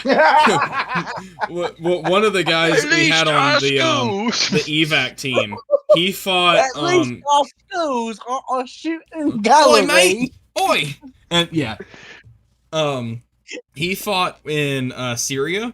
I believe it was Syria. He was a volunteer. With this, I think it was the Syrian rebels. I don't remember. Anyway, this wasn't his first time volunteering to help people fight and defend themselves. And Daryl did not know his backstory or whatever, and they decided to pick a fight with him, and you know, call him names and tell him, you know, all this stuff. And finally, he was like, "Okay, do something. Hit me. Go, do it." And then Daryl was a complete pussy and would never hit him, this and that. And then when he like turned his back or something like that, he like threw his knife at his feet. I was like, "Don't turn away and walk away from me." Fuck? And the dude ended up getting absolutely beat, like half to death in the middle of this auto shop yard. It was the craziest, funniest thing. Meanwhile, Sounds like he fucking deserved the it. dude ended up like trying to run away while this guy was while the vet was like chasing after him, running him in circles. And I was sleeping on top of in one of those pictures there's like a Ural trailer that they tow behind the Urals. It was like the command shop trailer or whatever. And I was sleeping on top of that in the middle of the night when this started happening. And I'm standing up, I was like, get him, you got him, you're gonna. And it was this whole ordeal. It was hilarious. There's some videos of the dude getting absolutely Freaking Daryl, dude. He was like bleeding from like every orifice in his face. It was quality entertainment. Anyway, you'll notice he's not in the van. It's just me and Leeds now. Perfectly fine. So we're driving to the front lines now, and this happened not once but twice in Ukraine, right here. So the wheel fell off of the truck while we're driving down the road. Oh my god. I'm driving behind the truck, and literally it just like quality falls over. engineering. And like this was taken this is minutes before the wheel fell off. And like everyone's piled in the back of the truck. Like somebody's ruck is like strapped to the roll bar, the external roll bar in the truck, and yeah. Wheel falls off. That also happened another time during an assault in combat. And thinking back, it may have actually even been the same truck. I'll have to go back and think about that. Now that I say that, that may have... I'm not sure. There were so many Hiluxes and L200s driving around, it's hard to... Like, they're all rattle-canned olive green, so you can't really tell. Oh yeah, there's a great photo. Punisher skull and all. But yeah, we're driving to the front. It was beautiful. Lots of farmland. All piled in the backs of Vicks, and I had guys in the back of my van. It was just, we were doing whatever we could to get to the front.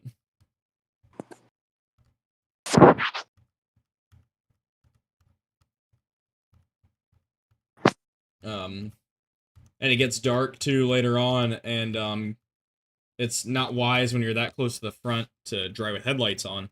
So we end up like driving in the dark. I can see that.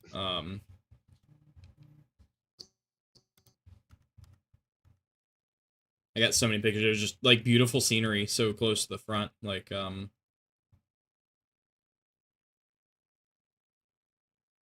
we go. So then we get to the equivalent of the fob, and we go to get the truck fixed.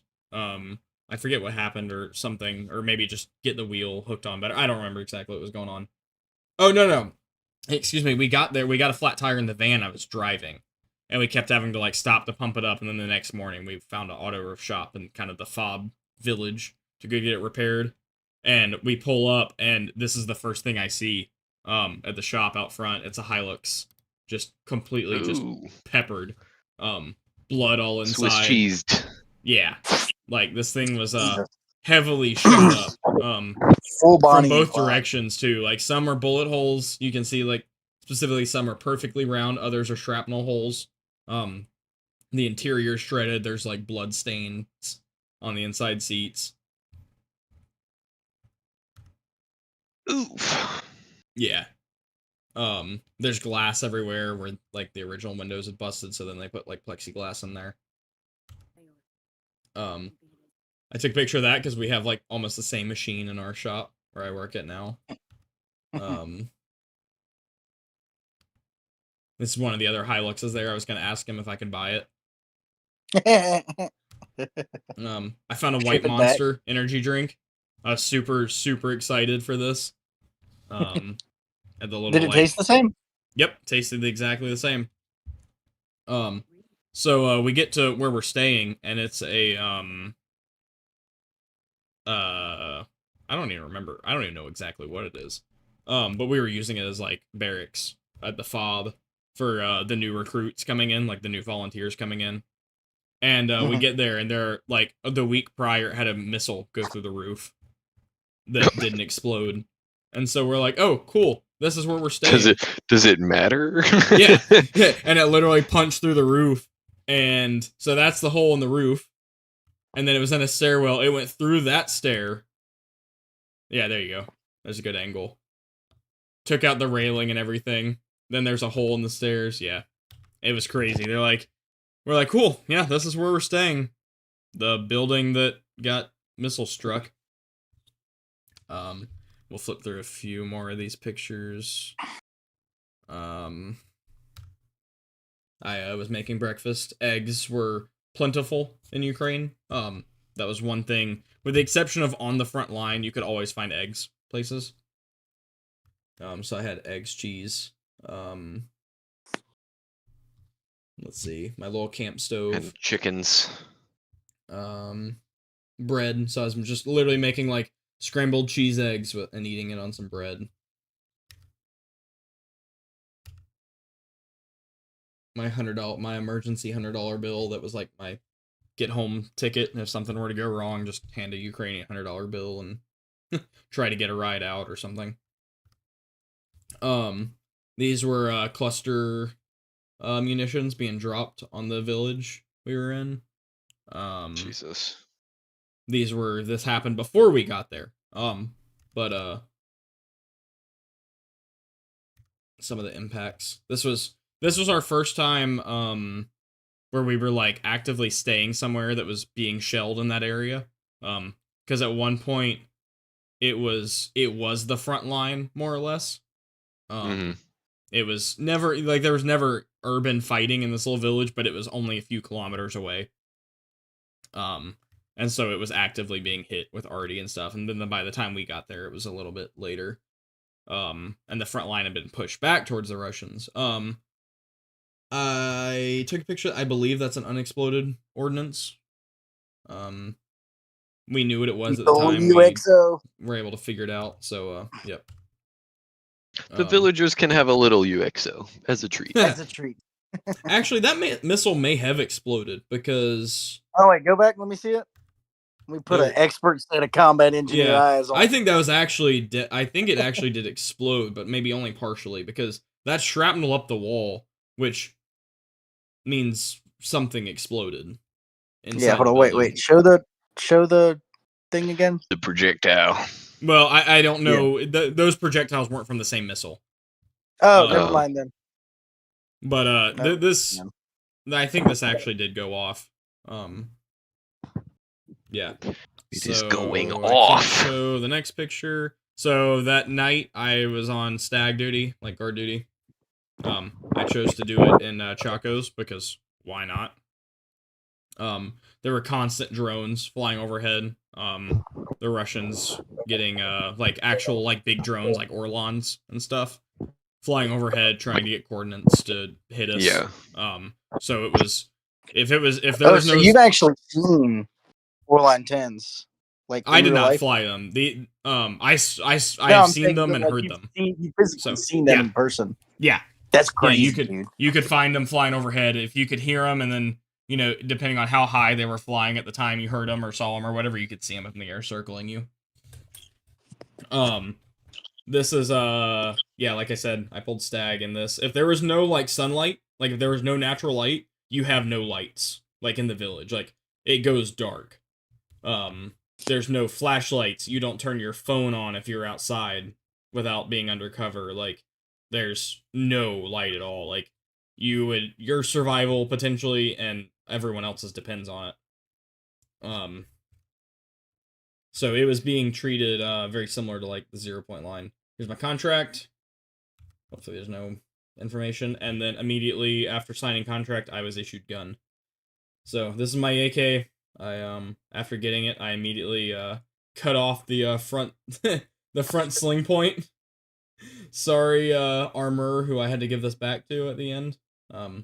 You were an absolute dick though, so I'm really not actually sorry. Bro, you just absolutely just that just disappoints me so much. Magpul handguard. Really, Jamie? Magpul handguard? Hey, I spent all my budget on like optics and things that made more of a difference than the handguard. So yeah, I spent literally the entire day building out my gun and then painting it. I love the extended bakelite mag though. Yeah. They were out of 30 round mags. And so, fun fact, I will 100% share this. Well, I don't know what they're gonna do about it. They were like, we don't have any magazines. We only have 45 rounds, and so they were issuing you 90 rounds worth of magazines. And so only 60 rounds of ammo. No, we got issued exactly how many rounds. So we got issued exactly 90 rounds. So, and the mags to put them in. So they gave out some, like all the 30 round mags they have. So they give you 3 30s or 2 45s. And then by the time they got to me, they were all out of 40 or all out of 30. So I was sent to the front lines originally with 2 45 round mags per the Ukrainians. What they didn't know is their armory security really sucks. And so, like, as there's a long so you line of tactically people as inquired issuing some. mags, I tactically inquired probably about 30 mags. Like, dude, I think I have a picture. Hold on, let me quickly scroll through. Tactically inquired.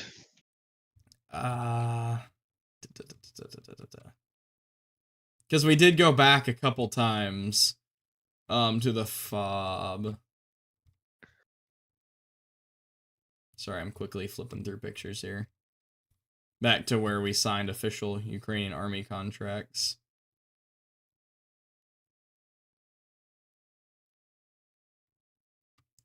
Oh, do I not have it on here? I have a picture of me standing outside the armory, or outside our little barrack building, in army PT shorts with chacos and my t-shirt pulled up with like 10 mags tucked in my waistband as I turn around. I don't see the pictures of the videos or whatever. I'll find that next week. But yeah, every time I was in that room, I'd like find an excuse to, hey, can I get a box of ammo or a box of this or whatever. Every time I would just start filling my waistband full of stuff. I would like take cargo shorts. Like, dude, we had, I think by the time we finished, oh yeah, here we go.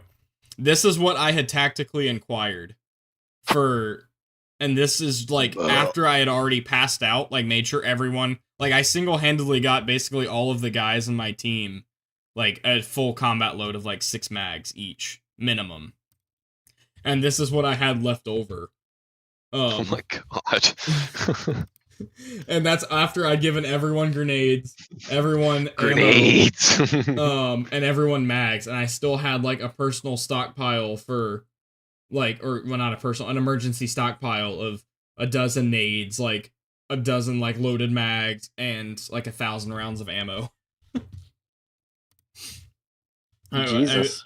I was like, and to me, like that was completely like, oh yeah, I stole them. Oh no, but like that was completely rationalized because I'm not going to get sent to my death and have my guys get sent to their death because we were sent out with 90 rounds of ammunition and 2 45 round mags. Like, there were literally, and the sad thing is, that's the saddest thing, is like, it's not like they did that because we were foreigners, it's because they did that because that's all they were giving out to, like, even Ukrainians. Because, while they were like, oh yeah, we're all out of the mags, all out of this, we came to find out, and that was the day of, like, we sort of took, 45, and we were like, okay. And then once we kind of started doing digging, like, they had crates of magazines. Like, there was plenty. They just refused to, like, send them all out. They wanted to, like, hoard them back at the fob when guys on the front lines literally had 3 30-round mags to fight in combat with. It was ridiculous. So, here we are, we're actually loaded up, going to the front. We got, on the left, you can see some shovels taped together. Those were our shovels to dig with. I got, obviously, my weapon. I think obviously, I still have a 45 round mag in there at this point. I don't remember mags. I don't remember at what point I started just taking all the mags I could. But yeah, we got our packs, our rucks. We literally drove to the front under tank fire. Let's see, there's someone's face in one of these pictures coming up, so I need to be sure not to get it. So we're convoying out. I think we're the second or third Vic in the convoy, and there's 2 trucks behind us.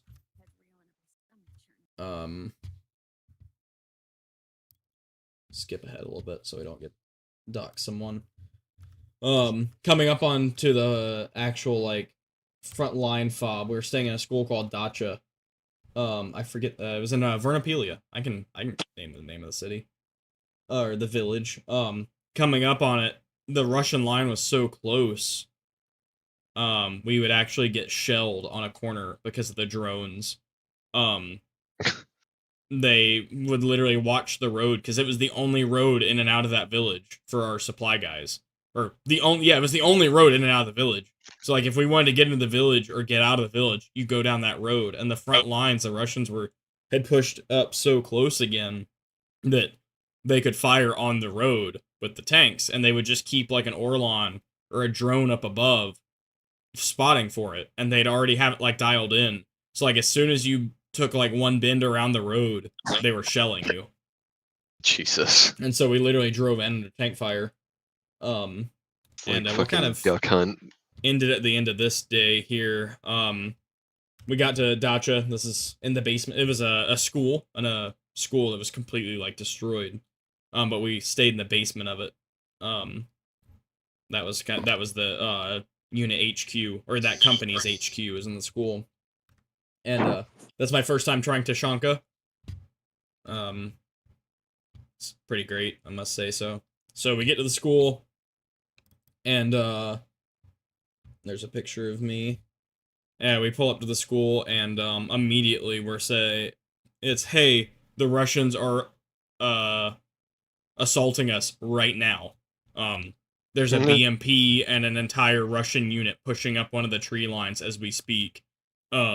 Get ready.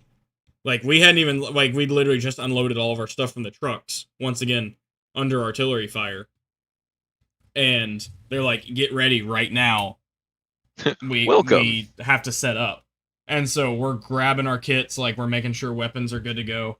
They're handing us RPGs and, like, javelins and, like, in-laws, just whatever we could get our hands on. And, yeah, we were, like, posting up, on, like, the second floor of the school. I was literally in the stairwell of the school ready to push out, into the village with, a squad and, or it may have been a team. But yeah, we got this picture, literally, they handed me an RPG, and they're like, do you know how to use this? And I was like, yep. And they're like, here you go, and here's the rockets for it. And the BMP ended up getting, thanks. I don't remember if it got hit, the Russian BMP, but our, like, last line of defense for the HQ before they're in the village, ended up stopping the assault, and they didn't make it any further. But, like, that was our welcome to the to Vernapelia, was, hey, we're being assaulted. I know you just got here 30 minutes ago and got some food in you, but time for you to stop an entire assault. So, yep. Welcome to the front. That's the end of that day. Let me check my notes.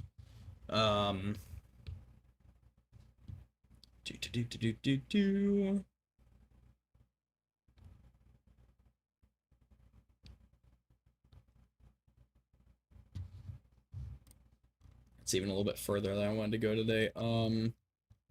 We did have access to nods at one point. I got some pretty cool pictures. The sky is beautiful in Ukraine, by the way. I'm sure it's even, as terrible as it sounds, better in wartime because there's not lots of ambient light. So on stag duty at one point, I had here's stag list. I was Combat Jesus on the stag list. I'm not surprised. I had 01 to 02 Combat Jesus.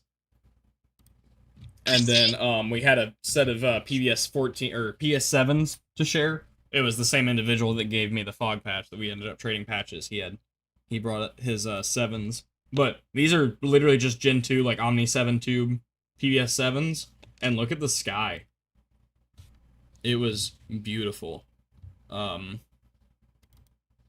Like, with just standard tubes, you cannot see the stars like this through nods here in the States, unless you're out in the literal middle of nowhere. You can where I live, haha. Ha ha ha ha, okay, yeah, no one can live on a freaking island! Yeah, it was gorgeous. And once again, apparently, that night I chose to do stag, and Chaco's, my thermal underwear, the rifle, and my plate carrier. Amazing. But yeah, that was back in Dnipro. That wasn't near the front lines. That was just because I don't really know why, honestly. There were people, like, I guess, walking around outside the gate that were curious about the foreigners there, and we wanted to make sure they don't, do anything dumb. I had that in my notes, so I brought that up. Yeah, honestly, that's about it. One thing that one of our like straws, that kind of broke the camel's back of getting out of that, fake unit or whatever, the intelligence unit being attached to them.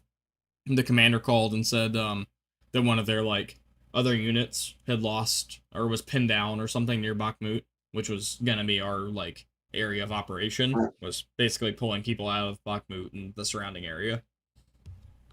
It was, hey, there's a unit pinned down.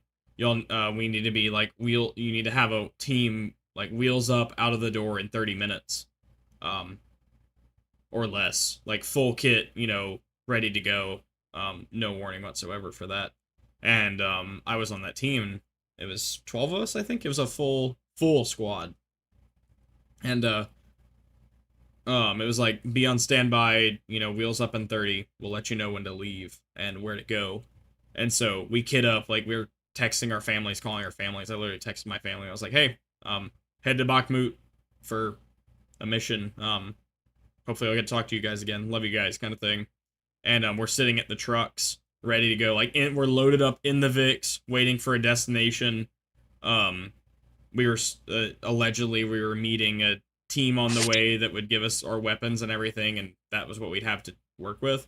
And the commander calls before we go, or while we're sitting there waiting, and he's like, "Just kidding, guys. We wanted to test your readiness.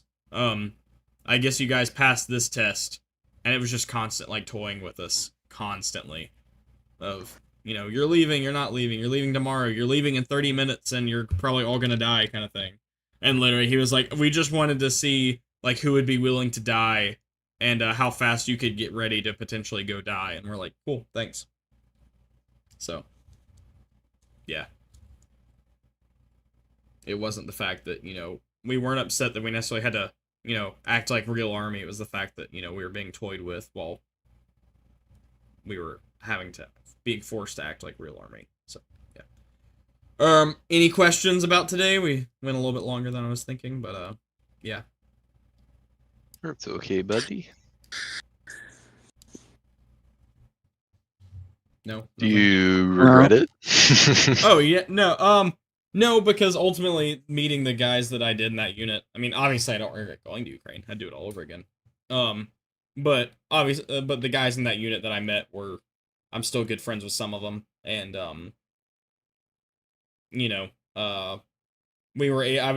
got to the front through that unit, and its connections, or I say that unit, the volunteer MEDVAC team. I got to the front through them, and because of them, and we made a great fighting team. We met a lot of us stuck together pretty much to the end until I left. There were still some originals. And yeah, it was a good time. So, no, I don't regret it at all. I still keep in touch with a lot of them, so. Yep. Make sure Cool. there's no pictures or anything I missed. Yeah. Well, We're good. Alright, current events. current events. Does anybody want to touch on something else first before I go into mine? Because it's gonna might be a little lengthy. Sure, I can go first real quick. Sweet. Okay. I just want to say, fuck the county of Maui and their response to this disaster, because they've served the people who are in temporary housing due to being displaced by the fire. They've served them notices that they need to vacate by, I think it was October 5th. It's like sometime this week.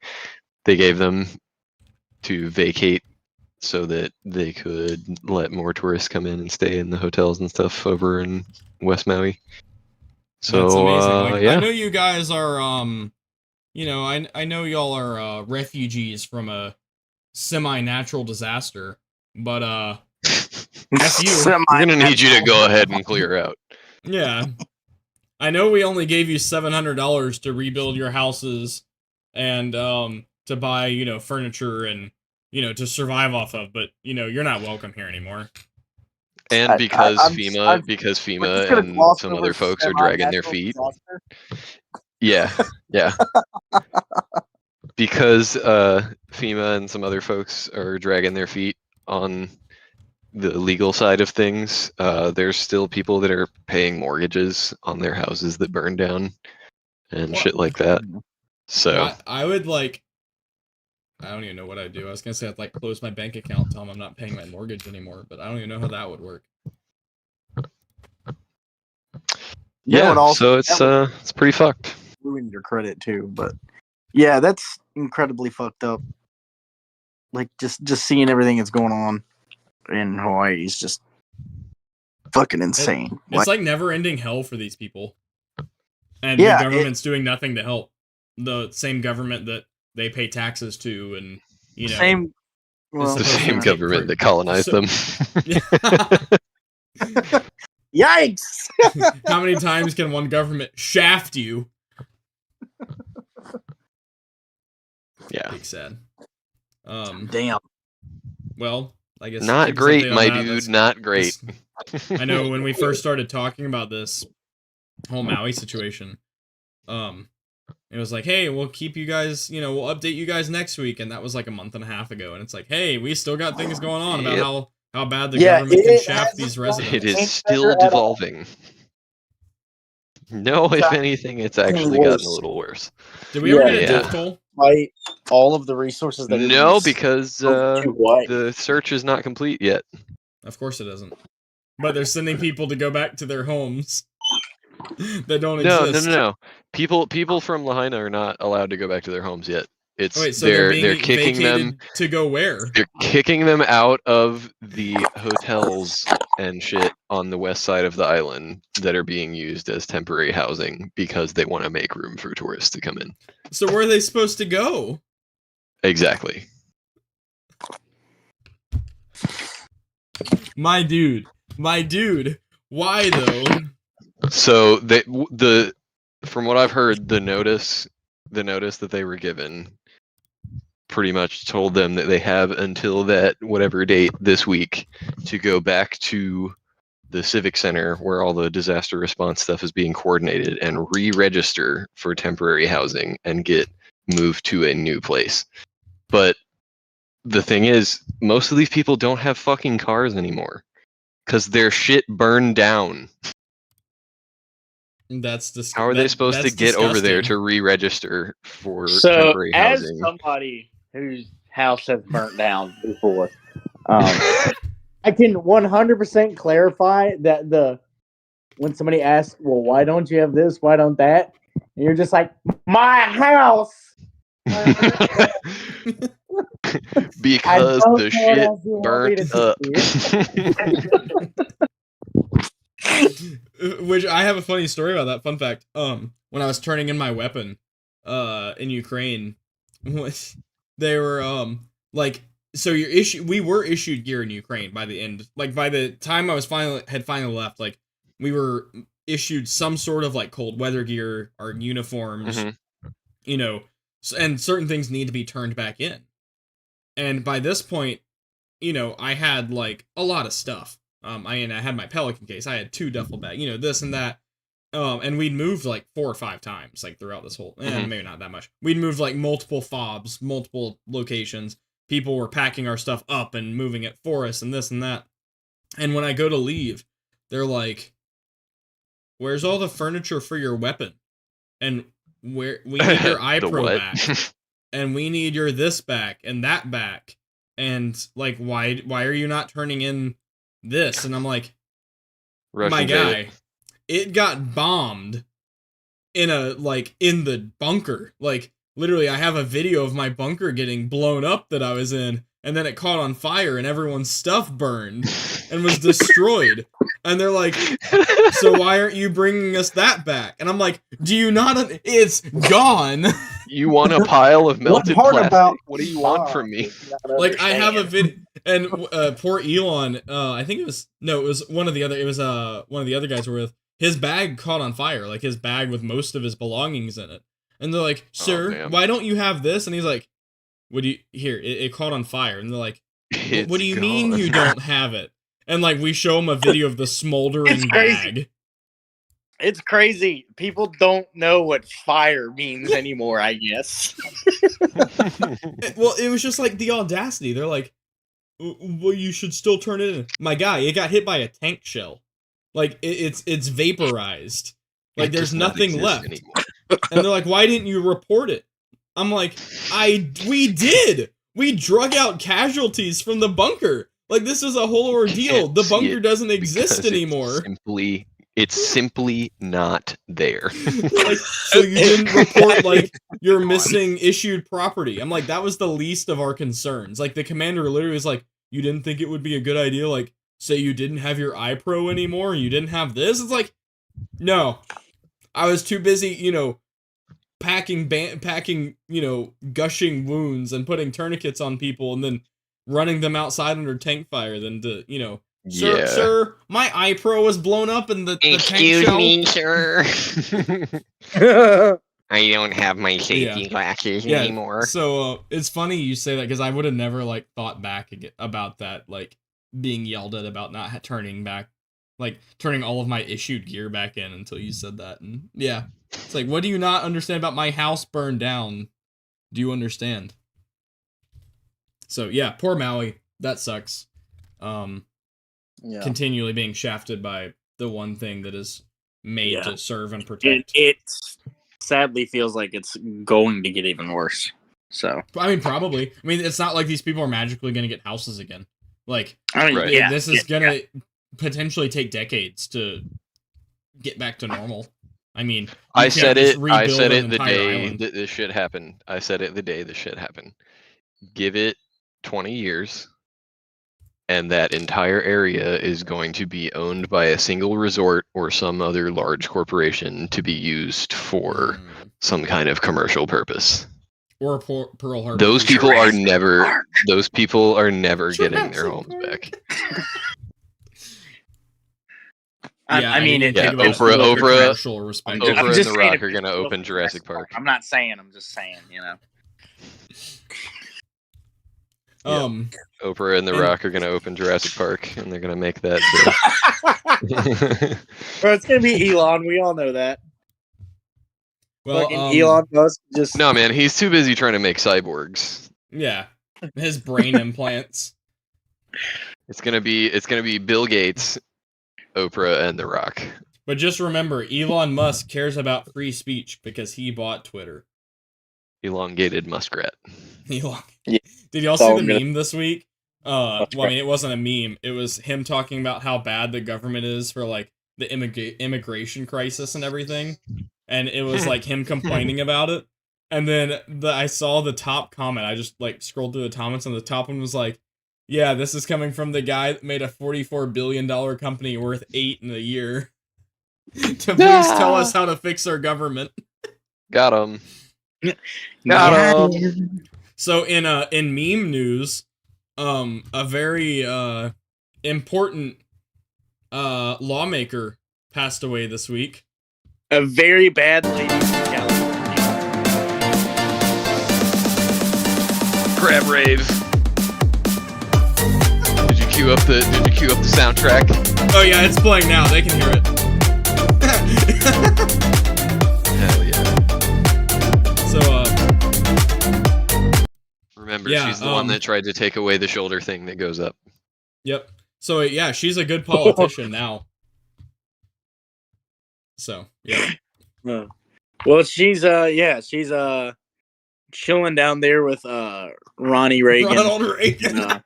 The rest of the fucking Old double R. Ronald Reagan and fucking Alexander 13 butt-naked cowboys in the showers at Ram Ranch. When double R has two very different meanings, Ronald Reagan and Ram Ranch. I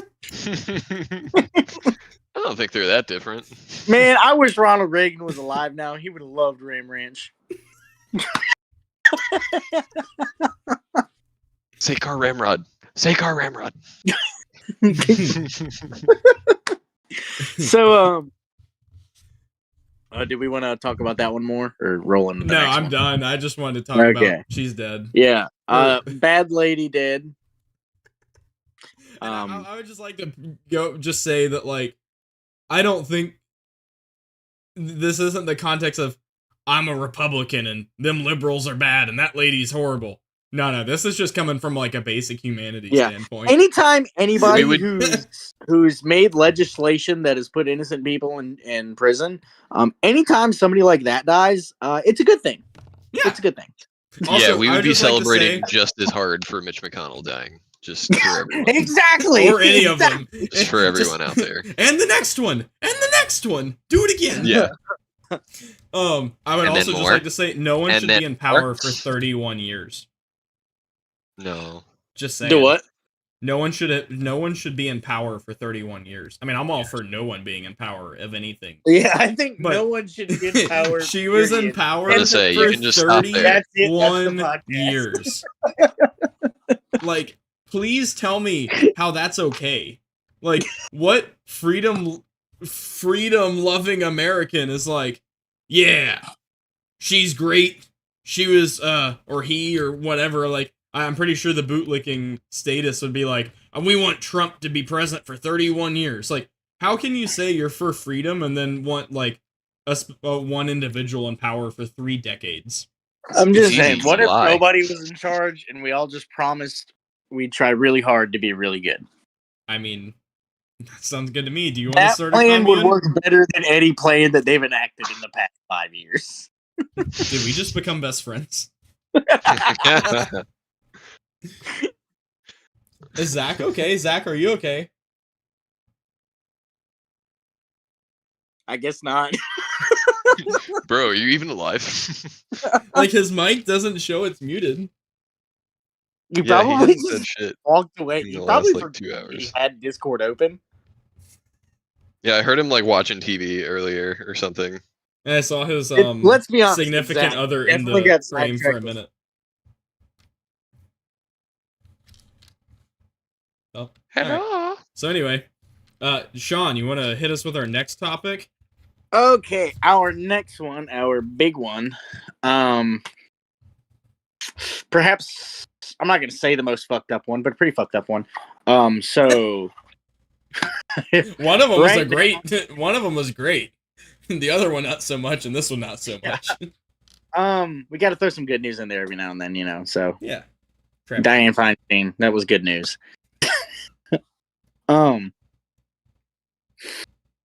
So I would say in Armenia, but it's if you look at a map. So the Republic of Artsakh, also known as the Nagorno-Karabakh Republic,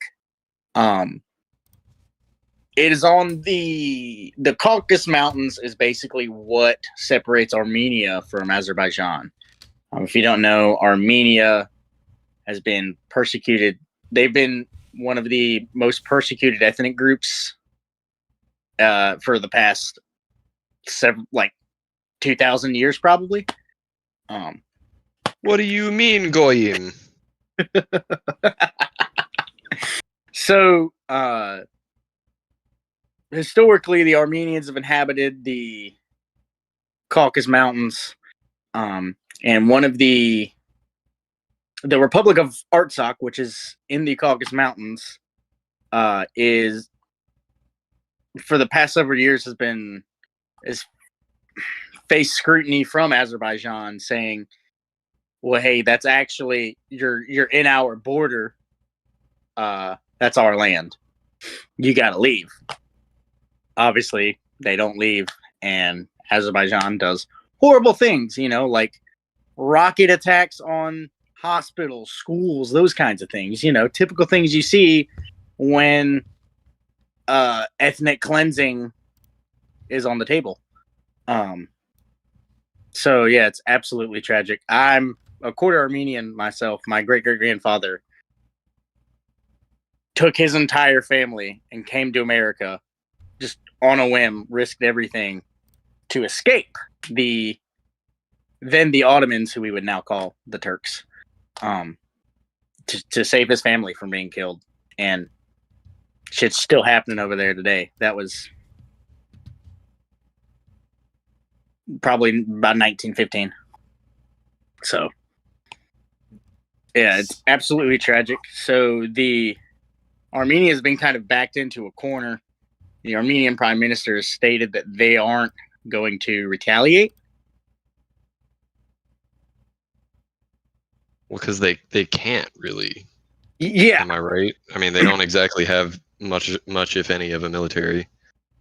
correct. They do have a military, but and I was actually this past week researching the military, just some of the equipment they use, and it's what you see from a Am I right? typical former Soviet satellite state. Mhm.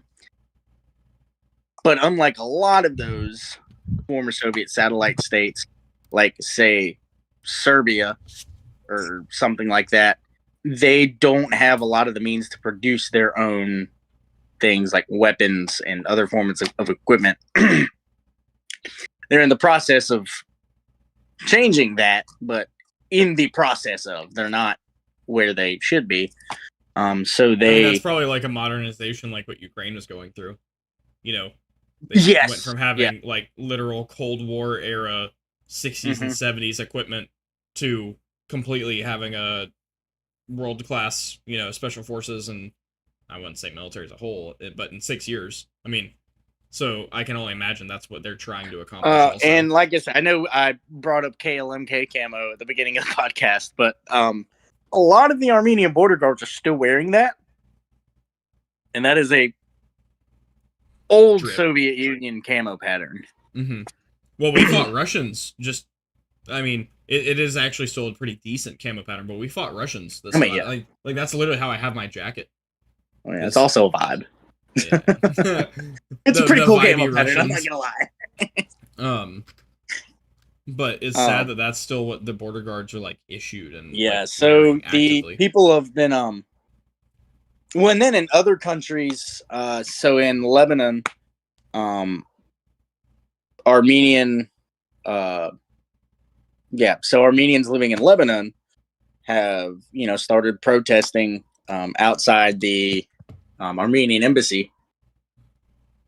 And the Armenian embassy in Lebanon? Yes, correct.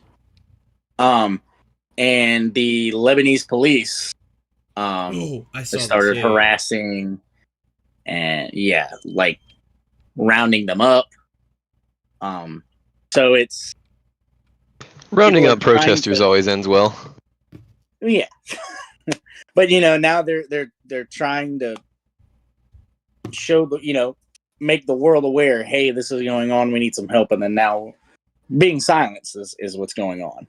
What does Lebanon I mean, have to unfortunately, play that's what's been happening for the past,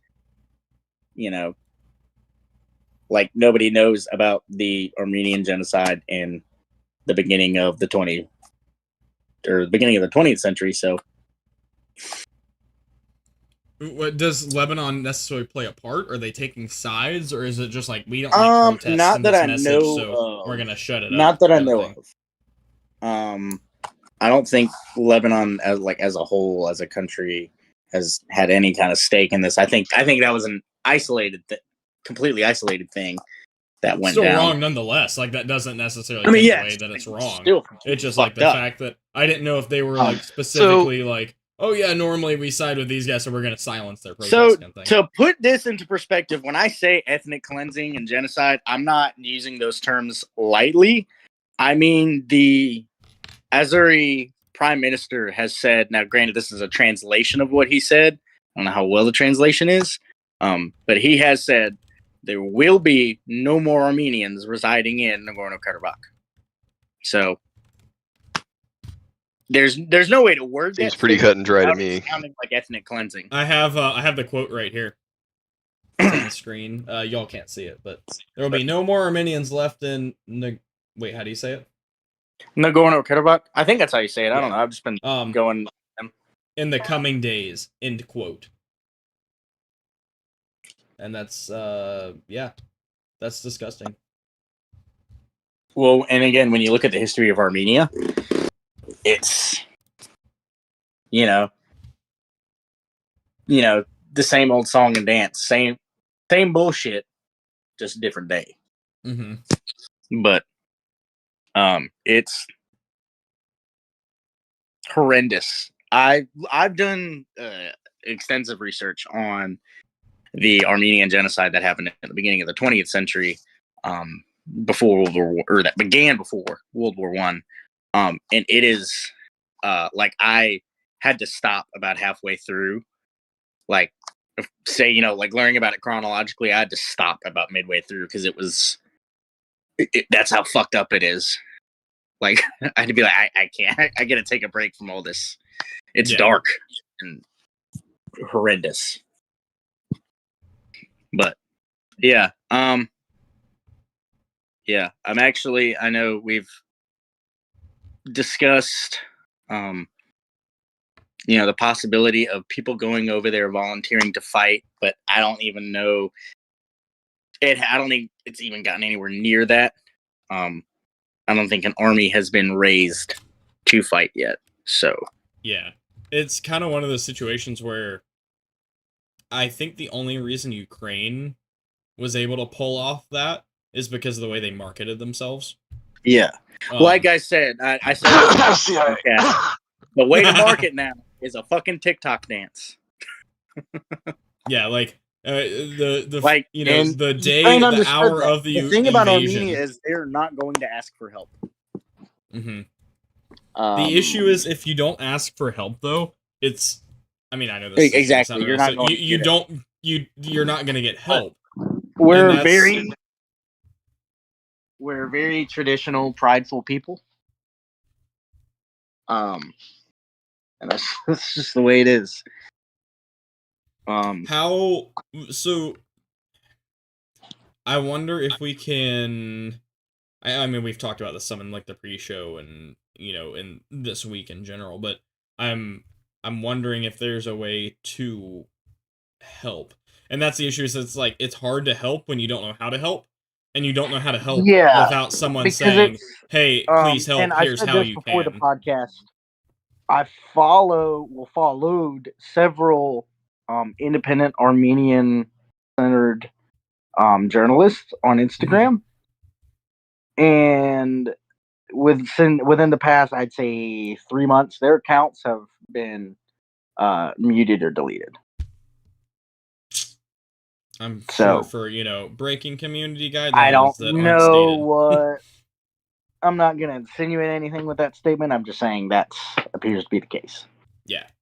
Also, quick fun fact. I don't know if the audience knows. I've had 2 Facebook accounts deleted, as well as the Ohana Arm page for no reason stated, none.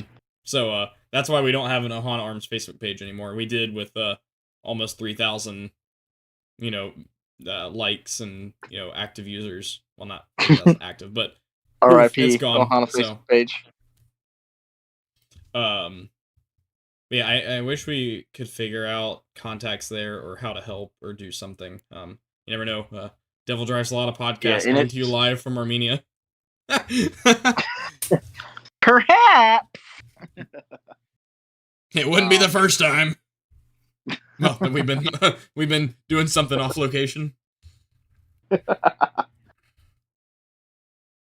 Yeah, that's one of those things where like I said earlier, Ukraine, the only reason they got so many people is because of the way they marketed themselves. And I do feel like I was more of an exception, not a complete exception, but like we talked about episode 2, of, you know, why I went to Ukraine and what it was like going to Ukraine and stuff like that. It was, you know, one of the first things people say is, you went to Ukraine because the liberal media told you to. It's like, actually, the media had very little involvement of my going to Ukraine. Nearly all of my, you know, engagement or my knowledge, information, etc. out of Ukraine was from people there or friends that are Ukrainian, that had left Ukraine, you know, well prior to the war, or, you know, had migrated to the US or, you know, something. I had very little media involvement. But what's funny about, you know, Armenia is there's very little media about it right now, and it's like independent people that are doing it are, like you said, getting banned, being silenced. Yeah, so it's I find that very odd. And on the flip side, you know, Ukraine did a great job of marketing themselves with or without Western, you know, help or CIA, you know, whatever. I mean, there's lots of different things, but it's like they immediately were like, you know, it's like they hit all the fields of, hey, you know, we're fighting for our homes, which, I mean, none of this is incorrect, you know, but it's it's like it gets you in the feels of, hey, we're fighting for our lives here, and then they really appealed, I think, specifically to Americans by, like, pulling the Second Amendment card, which, for the record, Ukraine is very anti-weapon and like I was gonna say freedom that laws. was a bunch of bullshit anyway. But they like pulled on the heartstrings of Americans, specifically, I think, trying to target like right-wing Americans of, we're putting a weapon in every single civilian's hand so they can fight for their homes and freedom, which actually isn't incorrect. Like, when the war started, they were more or less, especially in like Bucha and like areas surrounding Kyiv and stuff that already had weapon stockpiles, they were quite literally like, please sign this dotted line. If you can pull a trigger. Yeah, if you can pull a trigger, please just take this weapon. And they did, I think, recollect a lot of those, but a lot of them were just handed out from crates. It's like, please go. Here's some, ammo packages. Here's some mags and some weapons. Please go take one and fight. Go crazy. They tried really hard to pull on like, 2A supporting Americans by saying, hey, look how we're for free. We're passing out guns if they'll fight the Russians. And I wish Armenia would do free we similar. are. And at least, if nothing else, have the platform or make the TikTok dances and not be silenced or whatever to say, hey, this is how you can help. I don't know. We might need to look into trying to get some contacts. Maybe at worst case, or worst case or smallest case, whatever, to say, hey, here's how audience or how, we can help. Best case, say, also, hey, I here's how you believe can go over there and help. I believe the language barrier there it would be a significant issue more so than it was in Ukraine. Oh, 100%. Yeah, they don't know 100%. English like Ukrainian folks do. Ukraine is, you learn, Ukrainian or Russian is your first language. It's usually, so in Ukraine, it's usually Ukrainian, if you're a younger Ukrainian, it's your first language, then Russian, and then English is taught in schools. Armenia, it's not that way at all. I like Russian, even Russian is, there's a larger than 1% of Americans, I'm sure, speak some Russian, even it's just, yes, no, da, niet, whatever, while... Right. At least you've seen some in movies and shit. Yeah. Like, meanwhile, like, 0.0001% no yes or no of Armenian. Oh, dude, I'd be surprised so I actually just you'd looked meet at anyone ever. So about 40% of the population of Armenia have basic knowledge of English, but only about 3.6% of them use it as a second language. So I want to say that's more than I thought. But I want to say that's way still more than less I than thought. Spanish in the U.S. Yeah. Yeah, that's more than I thought, but that's still, those are rookie numbers. That's not enough to fight alongside them or even help them. No, dude, and 40% the cultural difference is going to be, and that's probably immense. Yeah, exactly. And the thing about like being multilingual, at least in Western cultures, is like that skews older as well, and it really skews to the more educated folks, which generally speaking is not the people that you're going to be shoulder to shoulder with. No. In a combat type situation. Exactly. Not to say that there's not educated people that are soldiers or whatever, but generally speaking. Yeah. I think that's a fair demographic. Look at Sean. What's up? And and that's just going back on, like you said, like, a lot of Americans have basic understanding of Russian, if nothing else from movies, or video games. Everything from Tarkov to DayZ. I think that you also have an idea, a relatively okay idea of like what Slavic, specifically like, Ukrainian or Russian culture is like, if for no other reason than, video games and media too. Well, you don't have that with Armenia, so it would be a very stark contrast from not only just, being at home in your own country, but even something like me going to Ukraine or something. It's got its own set of more difficult challenges, I believe, especially considering by the time I got to Ukraine, they were already trying to organize, the International Legion and stuff. And that was with, Western funding and things like that. Armenia has nothing to do that with. I'll be right back. Yeah. Oh no, he leaving. He leaving. We need to know how we can help. It breaks my heart. I've seen, and this isn't quite like my first or, well, my secondhand, in Ukrainian knowledge before I left, but seeing, some of the more independent journalists, like, Rage Intel or, fill in the blank of, like, the Armenians and, them getting, killed or, in some ways, just, I would even use the word slaughtered, being kicked out, homes looted, stuff like that. It pulls on a lot of the same heartstrings that Ukraine did for me. We've talked about it and in our, before the show and stuff like that. It's like, and in the past couple weeks, it's like, maybe we should try to look into going over there. What would that look like? And it would be significantly more difficult than Ukraine. Yeah, that's gonna present a whole different list of challenges. Yeah. Not to say that's not doable, and not saying that people shouldn't do it or that we should do it, but like you thought flying by the seat of your pants, getting into Ukraine was bad. It's not gonna be like with Ukraine or even in the Middle East with the Burma Rangers and stuff like that. Yeah, with like Peshawar stuff like that. I don't even know how you'd identify the good from the bad guys. Even if the opportunity does present itself, there's not going to be a lot of people jumping on that opportunity, at least not like with Ukraine. No. Not at all. I'm not saying people were, everyday people were just jumping out of their seats to be like, yeah, I'll go fight. That's not what was happening at all. But, in that... It's not the same. It doesn't have the same. I don't want to say the military community because that's not the word I'm looking for. But in that community, And I just mentioned, I don't even know how you tell like the good from the bad. Like, how do you know who's pro-Armenian, who isn't? How do you get linked up with them? That would take a large amount of research in and of itself through, whether it's Telegram channels or, whatever, just to figure out how do I even get linked up with the right people? You show up Ukraine, you show up at the border. Words for food, and they're shared words with the Turkish language. So, No, yeah, you like Ukraine, you show up to the border and they're like, "You're here to fight," and if you say yes, you're at least. You might not be fighting the best way, but you at least know you're fighting for the right side.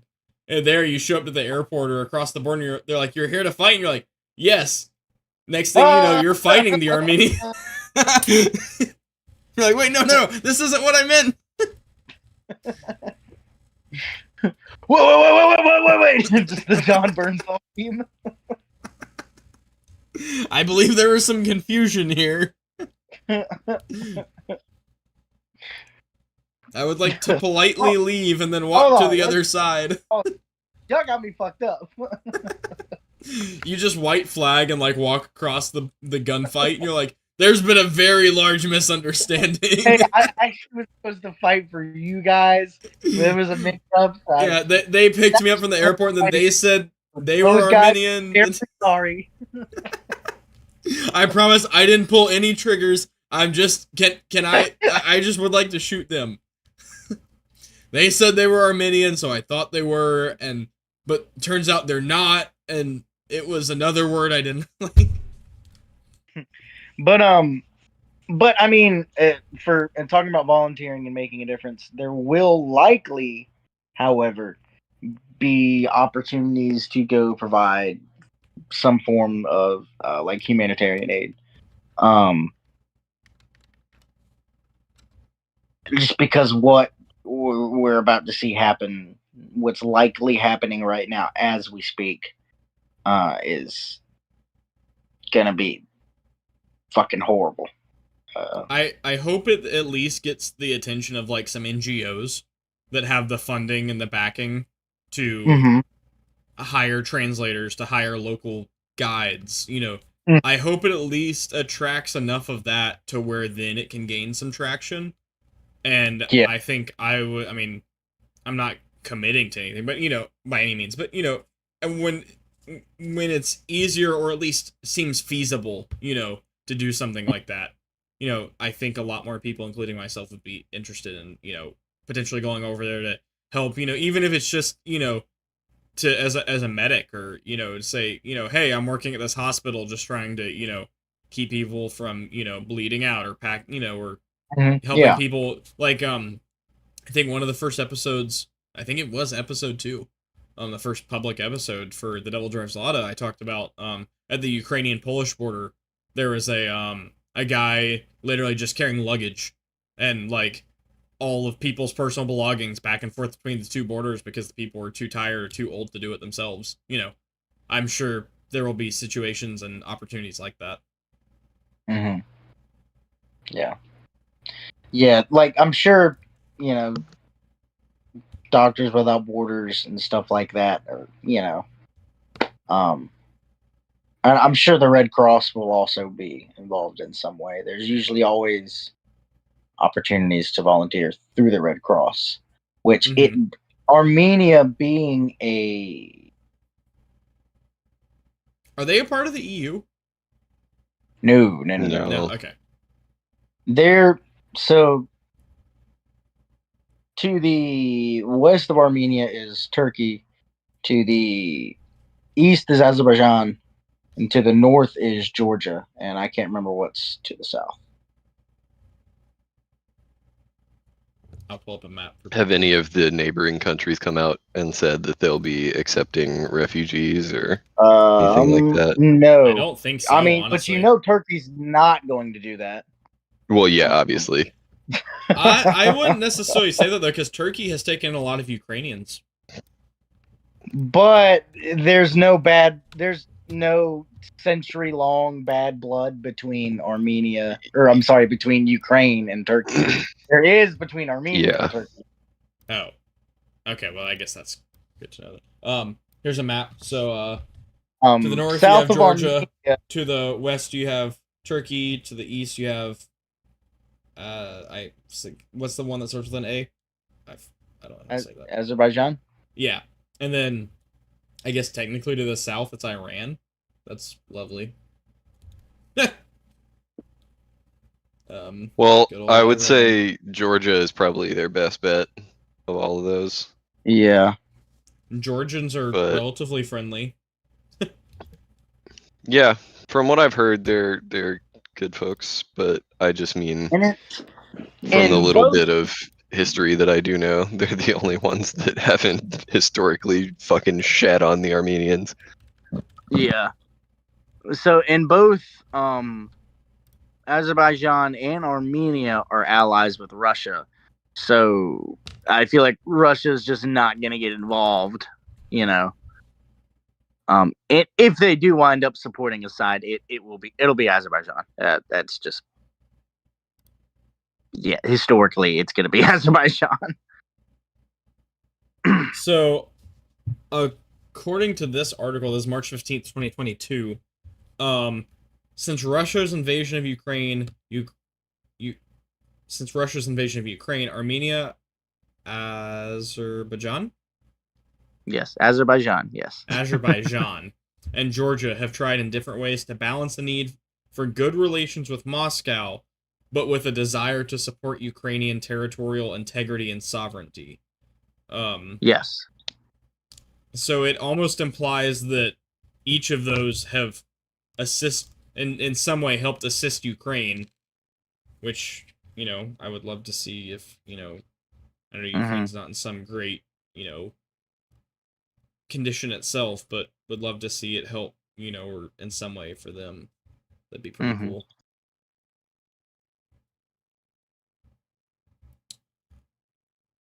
But yeah, it's a shit sandwich, man. That's the best way I can describe it. I'm trying to see. Apparently there were Russian peacekeepers in Azerbaijan. Azerbaijan. Yes, I did Um, know a little bit about that. I didn't know what the whole thing was, though. And then Azerbaijan was sending humanitarian aid to Ukraine at the beginning of the invasion. Mhm. And giving Ukrainians fuel for free with at no cost. Huh. That's interesting. I don't see how Armenia finds itself. Apparently Armenia has been in the last years been relying heavily on Russia for its security, which obviously Yes. Russia's in Yeah. no state of helping anyone secure anything. Yeah. Yeah. And apparently Ukraine has Oh my previously God. supported Azerbaijan. So John. there's What's up? What's up? I might have just found a supplier for Omani DPM shirts. Oh fuck, yo! If these are legit, then that's pretty cool. Yeah. I'm trying to get on that milsurp grind like you are, man. It's a lot of looking at shit on the computer, which is pretty boring, to be honest with you. Oh, the U.S. Embassy in Georgia has actually made a press release for for what's going on. Here, Mhm. Ooh, what'd they say? That's interesting. What did they say? I'm sharing it now. Let's go to. There you go. Urgent need for humanitarian supplies into that hyphenated word. Into that I can't Georgia. pronounce. Oh, Nagorno-Karabakh. Nagorno-Karabakh? Urgent need for humanitarian supplies. The United States is deeply concerned about the rapidly deteriorating humanitarian situation in... Fill in the blank, please, someone. That hard word, hyphenated word. Nagorno-Karabakh? Thank you.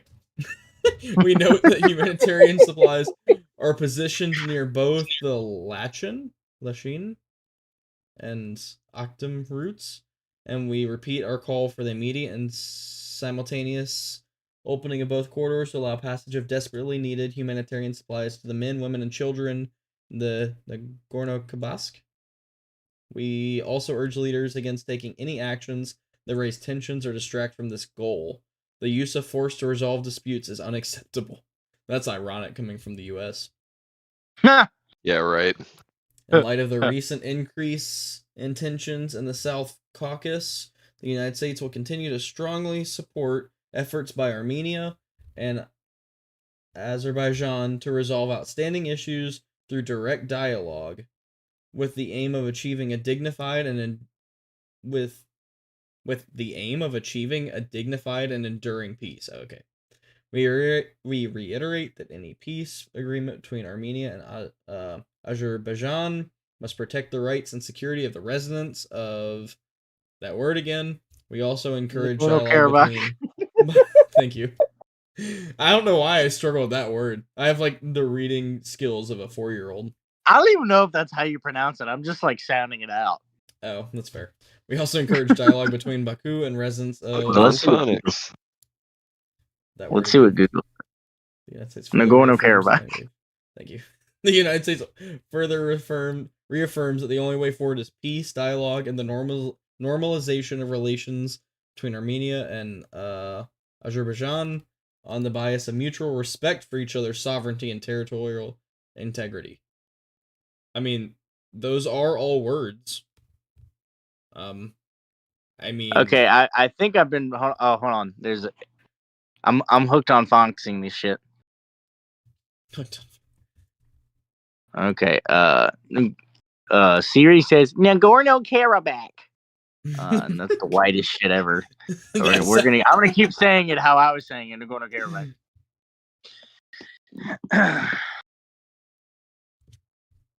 Siri, you goddamn honky.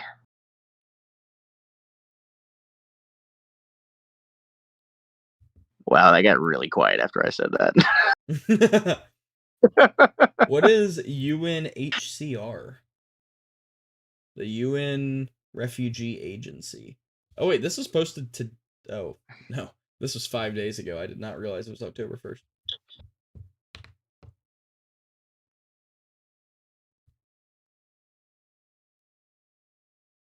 It's calling for the And, protection of civilians and full respect of international humanitarian and refugee law.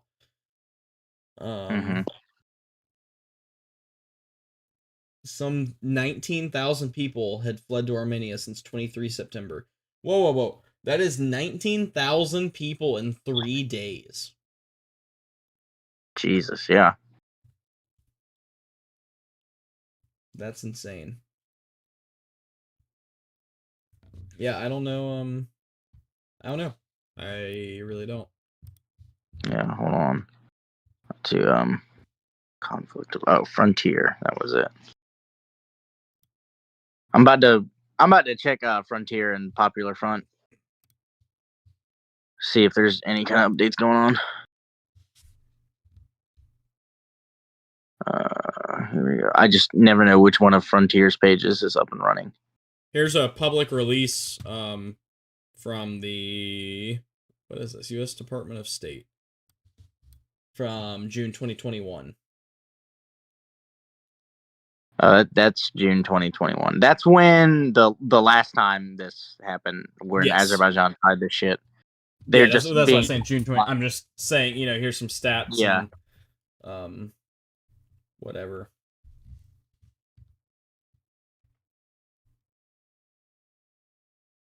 I'm checking Popular Front right now to see. And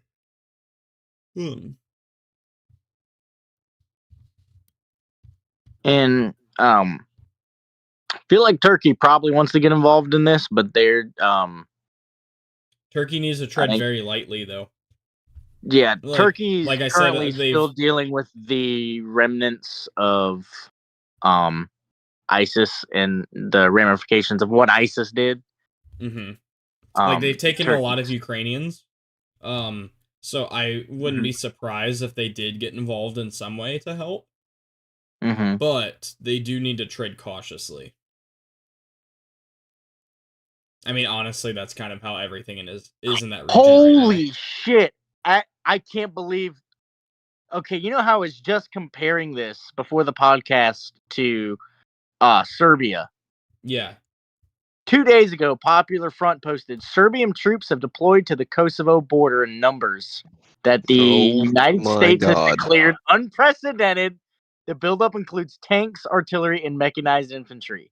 Holy fucking shit. Didn't one of us literally put that in the Instagram chat? I get, probably, but how is this the first time I'm seeing that, of all people? I really thought that was in our I'm sure it is. I just probably haven't seen it, but fuck. That is crazy.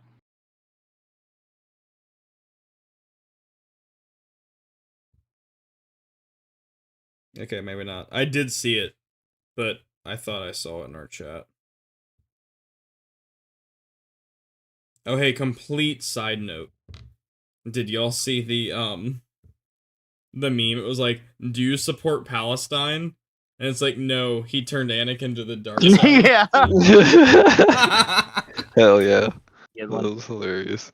Oh shit, speaking of, that new episode of Ashoka drops tonight, doesn't it? Dude, tonight? No, wait, when does it? You absolute tard. Tuesday? Oh, okay. Well, then I'm behind. I was about to say. The new Wheel of Time episode came out on Friday, and I'm gonna watch that as soon as we finish this podcast. If y'all aren't watching Wheel of Time, you need to watch it. No, don't tell me anything. It's so good. Okay. Yeah, I read to watch Wheel of Time. Or not all the books, but I read Jamie, the first. have you started Ashoka yet, though?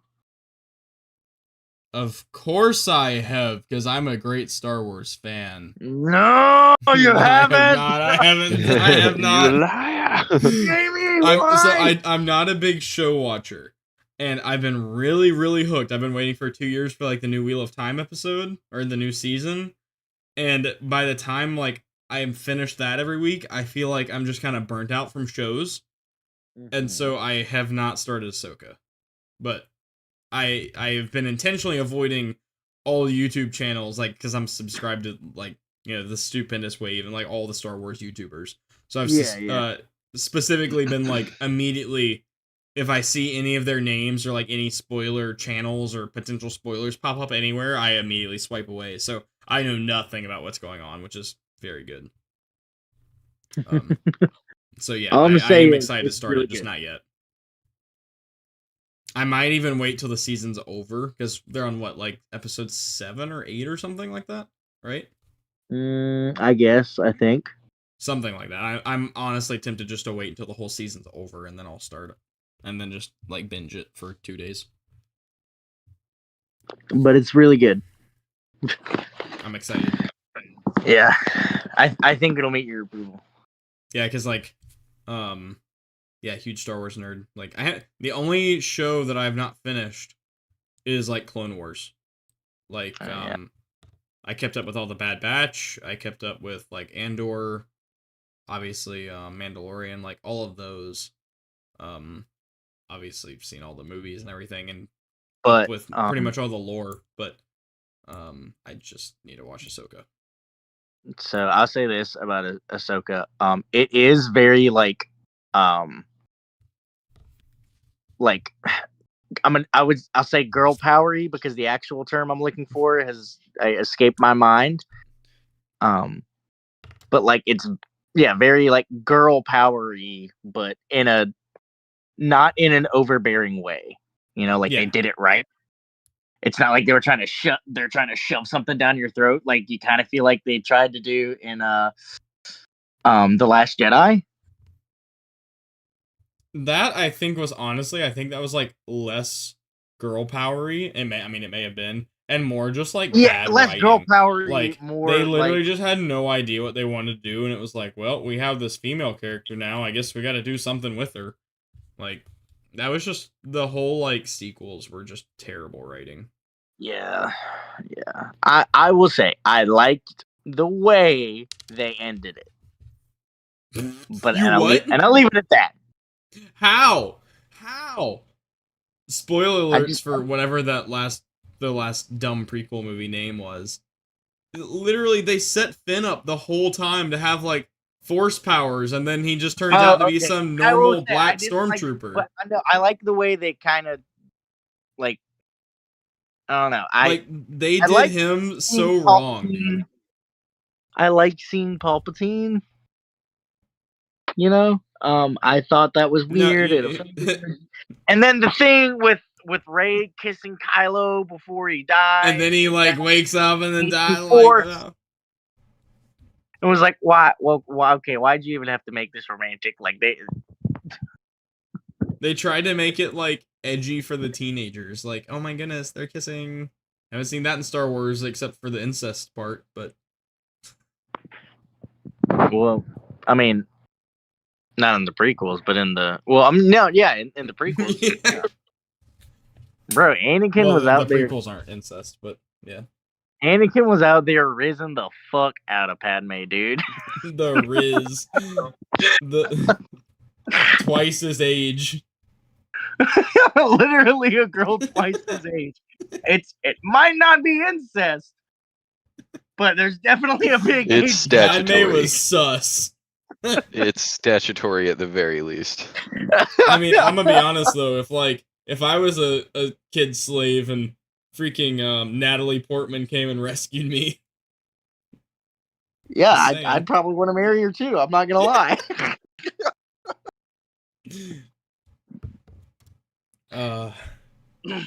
Old Emperor Palestine. Emperor Palestine.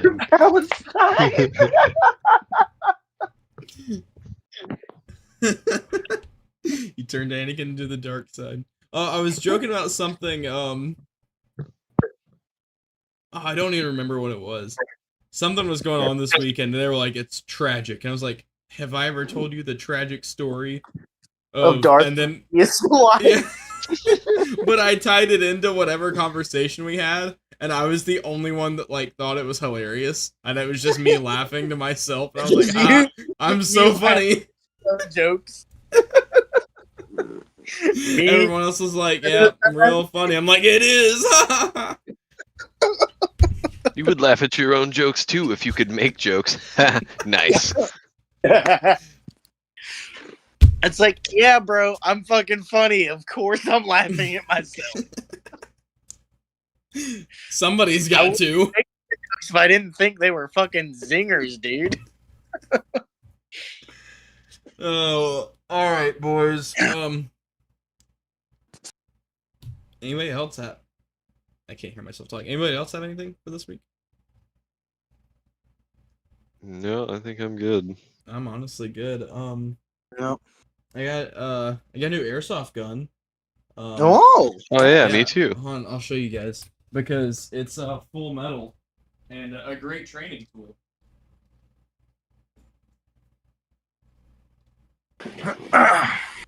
So yeah, I know we've talked previously about airsoft guns being great training tools. This thing literally looks, feels, operates amazingly. It's have a suppressor on it. I still obviously need like an optic and everything else on it, but dude, this thing feels so real. Great tool for training. I've already like been running some mag drills and stuff on it. Dry fire. Well, I mean it's not dry fire if it's airsoft. But yeah, 10 out of 10. Highly recommend getting yourself a half decent airsoft gun to train with. Bullets are expensive. Airsoft BBs aren't. Guns. This was $300. $300, and it'll last you a long time if you get something decent. And yeah, it'll pay for itself over time. Like, I mean, I'm not saying it's a replacement for live fire by any means. However, it'll pay for itself over time. It really will. Get out, train with your stuff. Every Saturday I'm out playing almost every Saturday I'm out playing airsoft. Practicing, using my kit. I mean, literally, I wear my armor out there. I play with some of you guys every freaking Saturday, and it's a great way to learn your kit. You find out what you need to secure better on your kit, what plays nicely together, what doesn't. So, I guess I'll tie that into my takeaway for the week. Yeah, I gotta send that to you. The takeaway for this week should be come to Operation Iron Dagger in November. Yeah, we'll be there. Yeah. Literally, I'm everyone going now. Here. Yeah, the whole gang is going. Yeah, the whole gang's going. I'm going. Thanks to Upper 808er Supply, I'm being sponsored. Yes. How good work, marketing slave.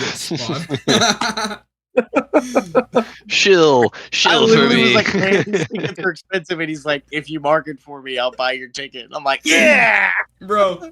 Like, you didn't read the fine print, like Ian put at the bottom in like 3-point font. Must wear all operator apparel while at the event, and you show up and he has like his whole raid mod like chalky chip set for you, and then like an operator like cape, and like you're running around with like a literal waving banner on your back. No, if I did that, I would have to get like a Master Chief helmet or something though. Oh hell yeah! I don't think TCA will let you wear that. Hey, as long as it's your colors. No, I think they specifically say no full face helmets like that. Oh, I guess they just don't care about their player safety then. Yeah, I guess they just don't want me to be safe. I guess they just don't want me to fucking look cool. You should be like, I'm sorry, I have autism. No having fun. Ma'am, I'm sorry, he's got to wear the helmet. He's autistic. Please put the little sticker on the back of it. Please be patient. I have autism. Sir, you can't let. You're triggering me. My autism is flaring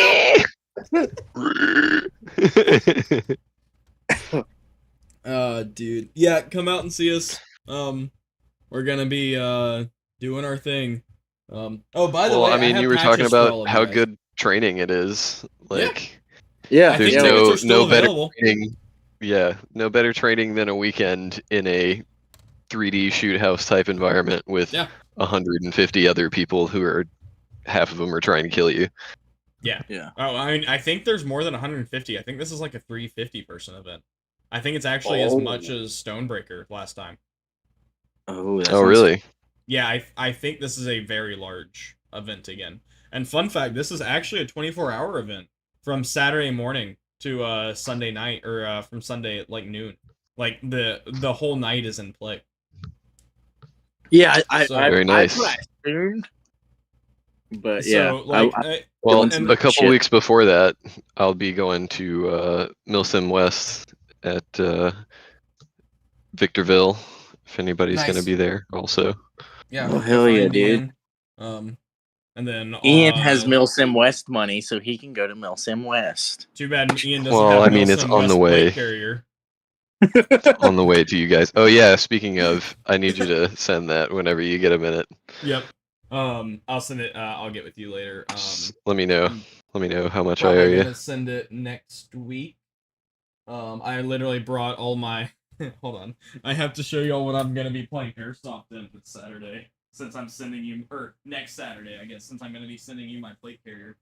Do you want to trade? I can send you mine. No, I have better ideas. Hold on, I gotta get it. It's okay, Jamie. Take your time. I can send you the Oh, recce fuck rig if you want. Here you What is go. it? I can't see. Hold on. What is that? It's Oh, It's hell a yeah. EMR Digiflora. Nice. With some random Russian homie's initials. Ha ha. Yeah, I so, have the Get dabbed on. I'm gonna Well, you know, I really have- disrespect somebody because I'm gonna Imagine- show up to airsoft with all Russian, like what is that, the 6B13? I forget the letter number designation for it, and then Ukrainian patches. Imagine getting fucking your cheeks clapped in Ukraine and then you come back as a ghost and see some fucking nerd playing airsoft in your shit. Wearing Ukrainian patches.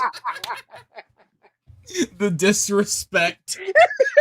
Just the sheer impotent rage. That would arguably be worse than being teabagged after dying. Dude, that's basically the equivalent to it. I would Just, like to have a emotionally. disclaimer that you know,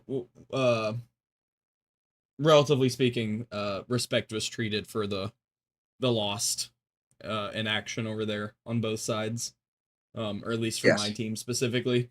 However, and not all of the equipment I have like on my shelf for my other stuff was from lost comrades and on either side. However, Poor unfortunate souls. yeah, that doesn't take away from the fact that yes, there was a large amount of gear and equipment that was going to be wasted and decompose in the soil if not taken. So it was taken. Or just repurposed to some other soldier Reduce, who was probably reuse, gonna and die. And recycle. Yeah. So but yeah, just quick disclaimer there. That yeah, it with we joke, but yeah. It I still laugh though. It's gonna be it's quite disrespectful wearing Russian captured Russian stuff with Ukrainian patches on it. Just fucking dabbing on them. So yeah, that's your takeaway for the week, boys. Airsoft, come out and see us. yeah, Your training Barfing your is stuff. only like what you get out of it, like how serious you take it. Like that sounds silly to you train how you fight. It's just airsoft. But seriously though, I mean, you might go to the range, and I mean, there's always those guys at the range that say, train how you fight, and then act like a complete idiot. And realistically, that's because a lot of times they're trying and just don't know how. They don't have the baseline. They don't know where to start. But seriously, if you have kit, if you have, if you have your weapon, try to build like an airsoft clone of it. Wear your kit out to the airsoft field. Set your airsoft gun up just like it, to the best you can. And get out. Train, use it like it's real. Try to employ in airsoft, it's not quite the same, but try to employ your actual tactics, your weapon manipulation, etc., as similar as possible. And get those mag drills down, those dry fire, well, live fire airsoft stuff. Make sure that your optic setup works how you want. You'll find deficiencies by using your equipment. And you will, and you need to adapt to those before it's a life or death situation. So, inside of 20 meters, I challenge you to find a better substitute. Oh yeah, for force on force training. Yeah. And just some kit examples. Honestly, I have not changed any of my kit since playing airsoft. This is almost the exact plate carrier setup, or with the exception of literally like one thing, my phone flip down phone holder. That's the exact setup I ran in Ukraine. It's quite literally battle proven, battle tested. And it took a lot of tweaking while I was in Ukraine. I went through 3 placards before I settled on the dope flap. All had various pros and cons, but mostly cons. I really found that I hated the Spiritus chest rigs for placards, especially for AKs. But overall, like Blake and I, our normal podcast attendee or member, our what do we call Blake? Our mediator. He's his kit's not battle tested. I mean, he has a nice kit. He has a JPC 2.0. He's done a really good job of setting it up. But just throughout, like 1 week, he his radio falls out, or stuff like that. Like that's stuff that you only learn by testing your kit. Yeah, like when we were, one of those weekends I went out and played airsoft with y'all. I straight up just lost the fucking holster. Thankfully, like there was no gun in it. I'd forgotten about that. It wasn't like, it's not like it was like one of the like expensive ass safari lands either. It was a safari land, but it was like one of the $60 ones, so it wasn't the end of the world. Sucks, but not the end of the world. But yeah, so I know that maybe I shouldn't use that holster. Maybe I should get the the fucking $250 one. I can't remember the name of it. The name's slipping my mind right now. But yeah, you learn shit like that, and that's invaluable shit that can save you when it comes down to it. Yeah, let you use your kit also, learn to the deficiencies. It's a good reality check. If you go to one of these mill sims or something like that, where you're not just playing for 15 minutes and then go sit and have a bullshit water break with your friends, but if you're going to one of these things where it's 24 hours, 40 hours on, and no hours off, you learn pretty quick if you can actually wear your shit or not. Oh yeah. Yeah, that's something you get used to. I mean, and I never intend, and I don't want to sit here and be like humble. I was in Ukraine. I mean, Sean spent time in Syria, and we all have our own skill sets and stuff. But like, kind of something you had to do, especially like in frontline, like zero line situations. At some points, I wouldn't take my carrier off for 6, 8, 10 plus hours. In some cases, over 12. You don't have that comfort of, taking a water break, or even on Saturdays when we play airsoft all day, I take my plate carrier off for lunch and that's it. And then your shoulders are sore, or, whatever, after 3 hours, you don't get that luxury, in a combat situation, whether it's at home or, abroad overseas. That's something you have to adjust to. You'll find out real soon if your plate carrier's comfortable enough, or if you can wear it, or if your body can handle it, or if you need better shoulder pads when doing a mill sim. And that's with airsoft kit. Yeah, airsoft kit is light. Yeah, so I really encourage you guys to go out and use your gear, push it to its limits. Like, I'm not saying go out like abuse your kit, like attempt to break it, but you need to know the limits of your kit. So, and the limits of yourself. If you don't know those, then you might as well not try to gunfight. That's your takeaway. Anybody else have anything to add? I'm done. I'm getting tired. This is a long podcast, boys. We're at we're at 3 hours and 4 minutes. I think that's a record. Yeah, we need to cut it here, I think. Yeah. I need to go get some food. I think we'll be back next weekend. I don't want to commit to that because every time I commit, we bail. So, but yeah. You will see. Eventually. You will. And come back for episode 8. We're actually gonna get into we're gonna kind of dip back into just a little bit of why I ended up going to Ukraine, and then what it was like seeing combat for the first time. Like, we're finally to the, dare I say, the fun stuff. I think what we've covered hasn't been the most entertaining, but it's been very important. Spicy stuff. So yeah, come back next time. Thanks for watching.